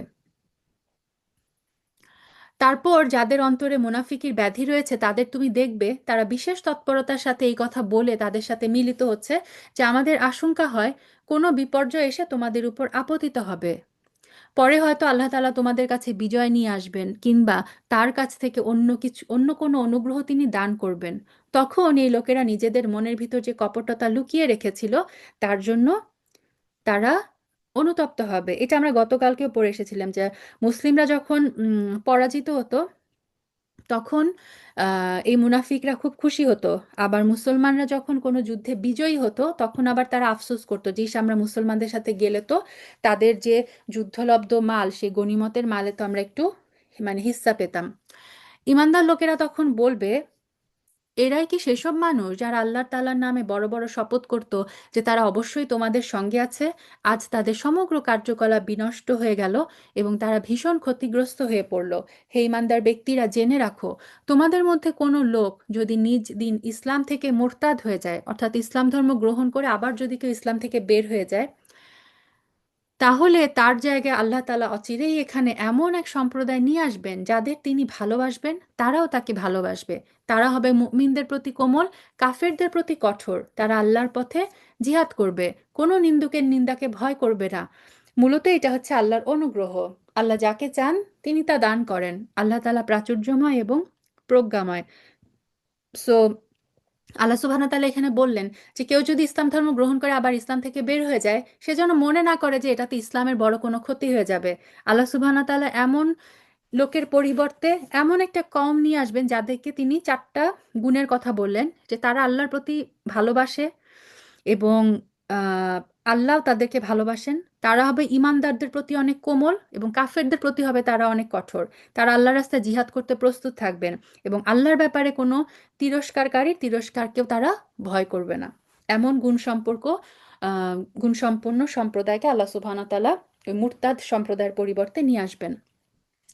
অবশ্যই তোমাদের পৃষ্ঠপোষক হচ্ছেন আল্লাহ তাআলা, তার রাসূল এবং সেই সব ঈমানদার লোকেরা যারা সালাত প্রতিষ্ঠা করে, যাকাত আদায় করে, সর্বোপরি আল্লাহ তাআলার সামনে যারা অবনমিত থাকে।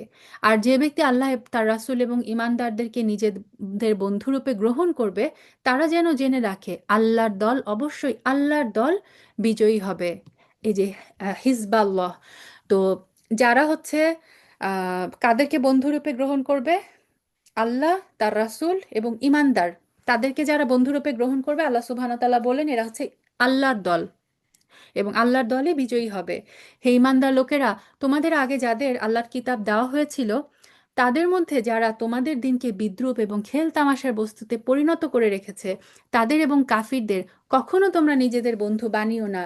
যদি তোমরা সত্যিকার অর্থে মুমিন হয়ে থাকো, তাহলে একমাত্র আল্লাহ তাআলাকেই বন্ধু বানাও এবং তাকেই ভয় করো। যখন তোমরা মানুষদের সালাতের জন্য ডাকো, তখন এই ডাককে এরা হাসি তামাশা এবং খেলার বস্তু বানিয়ে দেয়। এটা এই জন্য যে এরা হচ্ছে এমন এক সম্প্রদায় যারা সত্য মিথ্যার কিছুই বোঝে না। এটা হাদিসে এসেছে যে শয়তান আজানের শোনা মাত্র কিন্তু শয়তান পালিয়ে যায়, আবার আজান যখন শেষ হয় সে আবার আসে। যখন আবার তাকবীর শুরু হয়, আল্লাহু আকবার, সে আবার পালায়। তাকবীর যখন শেষ হয় সে আবার আসে, আবার এসে কি করে? নামাজীদের মনের মধ্যে কুমন্ত্রণা দেয়। তো ঠিক এমনি শয়তান যেমন আজানের শব্দ সহ্য করতে পারে না, ঠিক তেমনি শয়তানের যে অনুসারীরা, তারাও কিন্তু আজানের শব্দগুলোকে মানে তারাও কিন্তু পছন্দ করে না। হে রাসূল, তুমি বলো, হে আহলে কিতাবরা, তোমরা কি আমাদের কাছ থেকে এই কারণে প্রতিশোধ নিচ্ছ যে আমরা আল্লাহর উপর ঈমান এনেছি এবং ঈমান এনেছি আমাদের আগে এবং বর্তমানে যা কিছু নাজিল হয়েছে তার উপর? আসলে তোমরা অধিকাংশ মানুষই হচ্ছে গুনাহগার। হে রাসূল, তুমি বলো, আমি কি তোমাদের বলে দিব আল্লাহর কাছে এর চাইতে নিকৃষ্ট শাস্তি কে পাবে? হ্যাঁ, সে হচ্ছে সেই লোক যার উপর আল্লাহ তাআলা অভিশাপ দিয়েছেন, যার উপর আল্লাহর ক্রোধ রয়েছে, যাদের কিছু লোককে তিনি বানর, কিছু লোককে শূকরে পরিণত করে দিয়েছেন, যারা মিথ্যা মাবুদের আনুগত্য করেছে। এরা হচ্ছে সেই সব লোক পরকালে যাদের অবস্থান হবে অত্যন্ত নিকৃষ্ট। দুনিয়াতেও এরা সরল পথ থেকে বহু দূরে বিচ্যুত হয়ে যাবে। সো এটা হচ্ছে তাদের পরকালীন শাস্তি তো আছেই জাহান্নামে। দুনিয়াতেও আল্লাহ সুবহানাহু ওয়া তাআলা তাদের কিভাবে শাস্তি দিবেন? তাদেরকে এই সৎ পথ থেকে, মানে তারা বহু দূরে বিচ্যুত, সৎ পথ থেকে তারা অনেক দূরে। তারা যখন তোমাদের সামনে আসে তখন বলে আমরা ঈমান এনেছি। আসলে তোমার এই জায়গায় তারা কুফরি নিয়েই প্রবেশ করেছিল এবং তা নিয়েই তোমার কাছ থেকে তারা বেরিয়ে গিয়েছে। মুনাফিকদের কথা বলা হচ্ছে। তারা তাদের মনের ভিতর যা লুকিয়ে রাখছিল, আল্লাহ তাআলা সে ব্যাপারে পূর্ণ ওয়াকিফাল রয়েছেন। তাদের অনেককে তুমি দেখতে পাবে গুনাহ, বিদ্রোহ, হারাম মাল ভোগ করার কাজে একে অপরের সাথে প্রতিযোগিতা করছে। অর্থাৎ তারা হচ্ছে, মুনাফিকরা কি করে? খারাপ কাজে একে অপরের সাথে প্রতিযোগিতা করে, কে কার চেয়ে বেশি খারাপ কাজ করতে পারে। এরা যা করে আসলেই তা বড় নিকৃষ্ট কাজ। কত ভালো হতো এদের ধর্মীয় নেতা এবং পণ্ডিতরা যদি এদেরকে এসব পাপের কথা, হারাম মাল ভোগ করা থেকে বিরত রাখতো। কারণ এরা যা কিছু সংগ্রহ করছে, মানে তারা এই পাপ করে যে কামাই করছে, সেটা বড়ই জঘন্য। ইহুদিরা বলে আল্লাহর দানের হাত বাঁধা পড়ে গেছে। আমরা কালকেও পড়ে এসেছি না, ইহুদিরা বলে যে তোমার আল্লাহ তো ফকির, আমরা হচ্ছি ধনী, যে তিনি তোমার আল্লাহ আমাদের কাছে উত্তম ঋণ চান। আল্লাহ মুস্তান। ইহুদিরা আরেকটা বলতো যে আল্লাহর হাত বাঁধা, আল্লাহর হাত বাঁধা অর্থাৎ মানে সংকুচিত, কৃপণ। আসলে আল্লাহ তাআলার নয়, তাদের নিজেদের হাতই বাঁধা পড়ে গেছে। তারা যা কিছু বলছে সে কারণে তাদের অভিশাপ দেওয়া হয়েছে। আল্লাহর তো উভয় হাত মুক্ত, যেভাবে তিনি চান তিনি সেভাবে দান করেন। আসলে তোমার মালিকের পক্ষ থেকে যা কিছু তোমার উপর নাজিল করা হয়েছে তা অবশ্যই তাদের অনেকেরই সীমা লঙ্ঘন এবং কুফরিকে বাড়িয়ে দিয়েছে। ফলে আমি তাদের মাঝে কিয়ামত পর্যন্ত শত্রুতা, পরস্পর বিদ্বেষ সঞ্চার করে দিয়েছি। যখনই তারা যুদ্ধের আগুন জ্বালিয়ে দিতে চেয়েছে, আল্লাহ তাআলা তখনই তা নিভিয়ে দিয়েছেন। তারা বারবার এই জমিনে বিপর্যয় সৃষ্টির প্রয়াস পেয়েছে। আল্লাহ তাআলা বিপর্যয় সৃষ্টিকারীকে পছন্দ করেন না। আমরা কিন্তু এখনো দেখি দুনিয়ায় যত মানে সন্ত্রাসী, দুনিয়া যত বিপর্যয়, তাদের পিছনে কিন্তু এদের হাত রয়েছে। যদি আহলে কিতাবরা ঈমান আনতো এবং আল্লাহকে ভয় করত, তাহলে অবশ্যই আমি তাদের গুনাহগাতা মুছে দিতাম, অবশ্যই আমি তাদের নেয়ামতে পরিপূর্ণ জান্নাতে প্রবেশ করাতাম। যদি তারা আল্লাহর জমিনে তাওরাত এবং ইনজিল এবং যা তাদের উপর মালিকের কাছ থেকে নাজিল করা হয়েছে তা প্রতিষ্ঠা করত, তাহলে তাদের মাথার উপর আসমান থেকে, তাদের পায়ের নিচে জমিন থেকে পাওয়া রিজিক ভোগ করতে পারত। তাদের মধ্যে একদল ন্যায় এবং মধ্যপন্থী লোক রয়েছে, তবে তাদের অধিকাংশই হচ্ছে এমন যে তাদের কর্মকাণ্ড খুবই নিকৃষ্ট। হে রাসূল, তোমার মালিকের পক্ষ থেকে যা কিছু তোমার উপর নাজিল করা হয়েছে তা তুমি অন্যের কাছে পৌঁছে দাও। যদি তুমি তা না করো, তাহলে তো তুমি তাদের মানুষের কাছে তার বার্তা পৌঁছে দিলে না। আল্লাহ তাআলা তোমাকে মানুষের অনিষ্ট থেকে বাঁচিয়ে রাখবেন। আল্লাহ তাআলা কখনোই কোনো কাফির জাতিকে পথ প্রদর্শন করে না। আমরা সবাই জানি, বিদায় হজের দিন রাসূল সাল্লাল্লাহু আলাইহি সাল্লাম তার সমস্ত 1,40,000 সাহাবী সেদিন তার সাথে ছিলেন, এবং তাদের সবার সামনে রাসূল সাল্লাল্লাহু আলাইহি সাল্লাম বলেছিলেন যে আমি কি আমার রবের বাণী তোমাদের কাছে পৌঁছে দিয়েছি? সমস্ত সাহাবীরা সেদিন সাক্ষ্য দিয়েছিল, ইয়া রাসূলুল্লাহ, আপনি পৌঁছেছেন। তখন রাসূল সাল্লাল্লাহু আলাইহি সাল্লাম তিনবার এই প্রশ্ন জিজ্ঞেস করেছিলেন। তিনবার যখন সাহাবীরা বলেছিল, সাক্ষ্য দিয়েছিল, তখন রাসূল সাল্লাল্লাহু আলাইহি সাল্লাম আল্লাহকে বলেছিলেন, আল্লাহ ফাশহাদ, আল্লাহ তুমি সাক্ষী থাকো, আল্লাহ তুমি সাক্ষী থাকো, আল্লাহ তুমি সাক্ষী থাকো যে আমি তোমার বাণী পৌঁছে দিয়েছি। সুবহানাল্লাহ। তুমি তাদের বলো, হে আহলে কিতাবরা, যতক্ষণ পর্যন্ত তোমরা তাওরাত, ইনজিল এবং তোমাদের প্রতি মালিকের পক্ষ থেকে যা নাজিল করা হয়েছে তা এই জমিনে প্রতিষ্ঠিত না করবে, ততক্ষণ পর্যন্ত মনে করতে হবে তোমরা কোনো কিছুর উপরই প্রতিষ্ঠিত নেই। তোমাদের মালিকের কাছ থেকে যা কিছু তোমার উপর নাজিল করা হয়েছে গোঁড়ামির কারণে, তা অবশ্যই অনেকেরই সীমা লঙ্ঘন এবং কুফরিকে বাড়িয়ে দিবে। সুতরাং কাফের সম্প্রদায়ের জন্য তুমি মোটেই আফসোস করো না। নিশ্চয় যারা ঈমান এনেছে, যারা ছিল ইহুদি, সাবে, খ্রিস্টান, এদের যে কেউ এক আল্লাহর উপর এবং শেষ বিচারের উপর ঈমান আনবে, ঈমানের দাবি অনুযায়ী নেক কাজ করবে, পরকালে তাদের কোনো ভয় নেই, তাদের কোনো দুশ্চিন্তা নেই। এটা সূরা বাকারার ৬২ নম্বর আয়াতেও কিন্তু এটাই এসেছে। আমি বনী ইসরায়েলের কাছ থেকে আনুগত্যের অঙ্গীকার আদায় করে নিয়েছিলাম। আমি তাদের কাছে রাসূল প্রেরণ করেছিলাম। কিন্তু যখনই কোনো রাসূল তাদের কাছে এমন কিছু বিধান নিয়ে হাজির হয়েছে যা তাদের মন পছন্দ হয়নি, তখনই তারা রাসূলদের একদলকে মিথ্যাবাদী বলেছে, আরেক দলকে হত্যা করেছে। তারা ধরে নিয়েছিল এত কিছু করা সত্ত্বেও তাদের জন্য কোনো বিপর্যয় থাকবে না, তাই তারা সত্য গ্রহণ করার ব্যাপারে অন্ধ এবং বধির হয়ে থাকলো। আল্লাহ তাআলা তাদের উপরে ক্ষমা পরবশ হলেন। তারপর তাদের অনেকেই আবার অন্ধ এবং বধির হয়ে গেল। তারা যা কিছু করেছে আল্লাহ তাআলা পর্যবেক্ষণ আল্লাহ তাআলা তা পর্যবেক্ষণ করছেন। অর্থাৎ তারা মানে ধারণা করেছিল যে তাদের কর্মের কোনো শাস্তি নাই।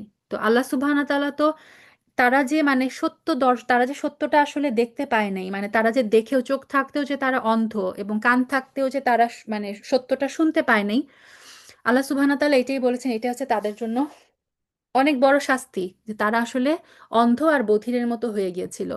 নিশ্চয়ই তারা কাফের হয়ে গেছে যারা এই কথা বলেছে যে আল্লাহই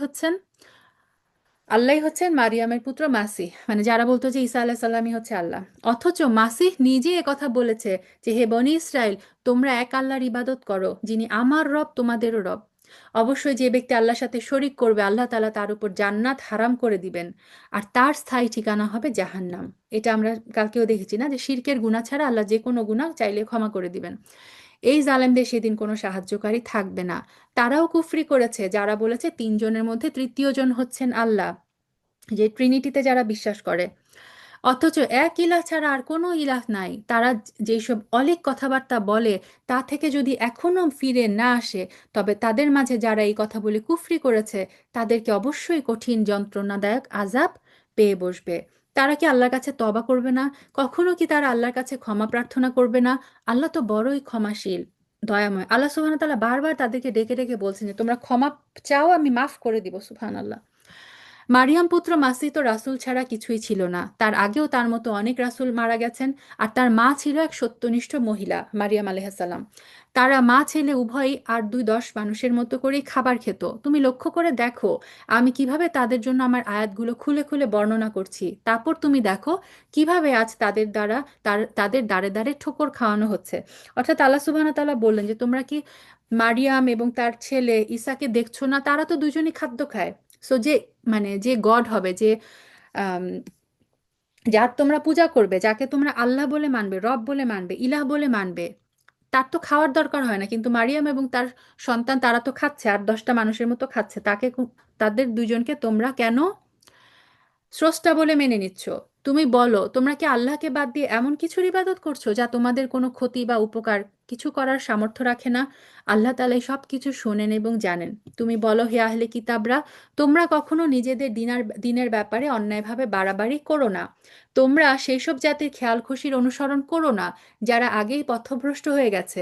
তাদের অনেকেই গোমরাহ করে দিয়েছে, আর তারা নিজেরাও সহজ সরল পথ থেকে বিচ্যুত হয়ে গেছে। বনি ইসরায়েলদের মাঝে আরও যারা মাসির ব্যাপারে আল্লাহর এই ঘোষণা অস্বীকার করেছে, তাদের উপর দাউদ এবং মারিয়ম পুত্র ঈসার মুখে অভিশাপ দেওয়া হয়েছে, কেননা তারা আল্লাহর বিরুদ্ধে বিদ্রোহ করেছে এবং সীমা লঙ্ঘন করেছে। তারা যেসব গর্হিত কাজ করত তা থেকে তারা একে অপরকে বারণ করত না। তারা যা করত নিঃসন্দেহে তা ছিল অনেক নিকৃষ্ট। তুমি তাদের মাঝে এমন বহু লোককে দেখতে পাবে যারা ইমানদারের বদলে কাফেরদের সাথে বন্ধুত্ব করতে বেশি আগ্রহী। বারবার একই কথা আল্লাহ সুবহানাহু ওয়া তাআলা বলছেন, কতভাবে আমাদেরকে তিনি সতর্ক করছেন। তারা নিজেরা নিজেদের জন্য যা কিছু অর্জন করে সামনে পাঠিয়েছে তাও অতি নিকৃষ্ট। এই কারণে আল্লাহ তাআলা তাদের উপর ক্রোধান্বিত হয়েছেন। এই লোকেরা অনন্তকাল আযাবে নিমজ্জিত থাকবে। তারা যদি আল্লাহ, তার নবী এবং যা তার প্রতি নাজিল করা হয়েছে তার প্রতি ঈমান আনতো, তাহলে এরা কাফেরদের বন্ধু হিসেবে গ্রহণ করতো না। কিন্তু অধিকাংশ লোকই হচ্ছে গুনাহগার। মানুষের মাঝে যারা ঈমান এনেছে তাদের সাথে শত্রুতার ব্যাপারে অবশ্যই তোমরা ইহুদি এবং মুশরিকদেরকে বেশি কঠোর দেখতে পাবে। অপরদিকে মুমিনদের সাথে বন্ধুত্বের ব্যাপারে তোমরা সেই সব লোককে কিছুটা নিকটতর পাবে যারা বলেছে আমরা খ্রিস্টান। এটা এই কারণে, তখনও তাদের মধ্যে ধর্মীয় পণ্ডিত ব্যক্তি এবং সংসার বিরাগী ফকির দরবেশরা মজুদ ছিল, আর এই ধরনের লোকেরা বেশি অহংকারও করে না। এখানে আল্লাহ সুবহানাহু ওয়া তাআলা বলছেন যে খ্রিস্টান এবং ইহুদি উভয় হচ্ছে মুসলিমদের শত্রু, কিন্তু অপেক্ষাকৃত খ্রিস্টানরা হচ্ছে মুসলমানদের একটু বেশি নিকটতর। কেননা খ্রিস্টান ধর্মে কিন্তু নম্রতা, উদারতা, ক্ষমাশীলতা শিক্ষা দেওয়া হয়। ইভেন তাদের ধর্মগ্রন্থে এটাও লেখা আছে, কেউ যদি তোমার ডান গালে চড় মারে তাহলে তার সামনে বাম গাল বাড়িয়ে দাও, অর্থাৎ ঝগড়া বিবাদ করো না। এ কারণে বলা হয় যে ইহুদিদের তুলনায় খ্রিস্টানরা হচ্ছে মুসলমানদের একটু নিকটতর। আর ইহুদিদের তো আমরা বনি ইসরায়েলের বৈশিষ্ট্য তো এতদিন ধরে আমার পড়েই আসছে যে বনি ইসরায়েল ছিল চরম বিদ্রোহী, এবং তারা এখনো কিন্তু উগ্র। সবচেয়ে বেশি উগ্র হচ্ছে বনি ইসরায়েল। আল্লাহ সুবহানাহু ওয়া তাআলা যেন আমাদেরকে বোঝার ক্ষমতা দেন এবং তার দিনের ইসলামের শরীয়তের উপরে আমৃত্যু থাকার তৌফিক যেন তিনি দেন। এর মাধ্যমে শেষ হচ্ছে ষষ্ঠ পারার তর্জমা। সুবহানাকা আল্লাহুম্মা বিহামদিক, নাশহাদু আল্লা ইলাহা ইল্লা আনতা, নাস্তাগফিরুকা ওয়া নাতুবু ইলাইক। আসসালামু আলাইকুম ওয়া রাহমাতুল্লাহি ওয়া বারাকাতুহু।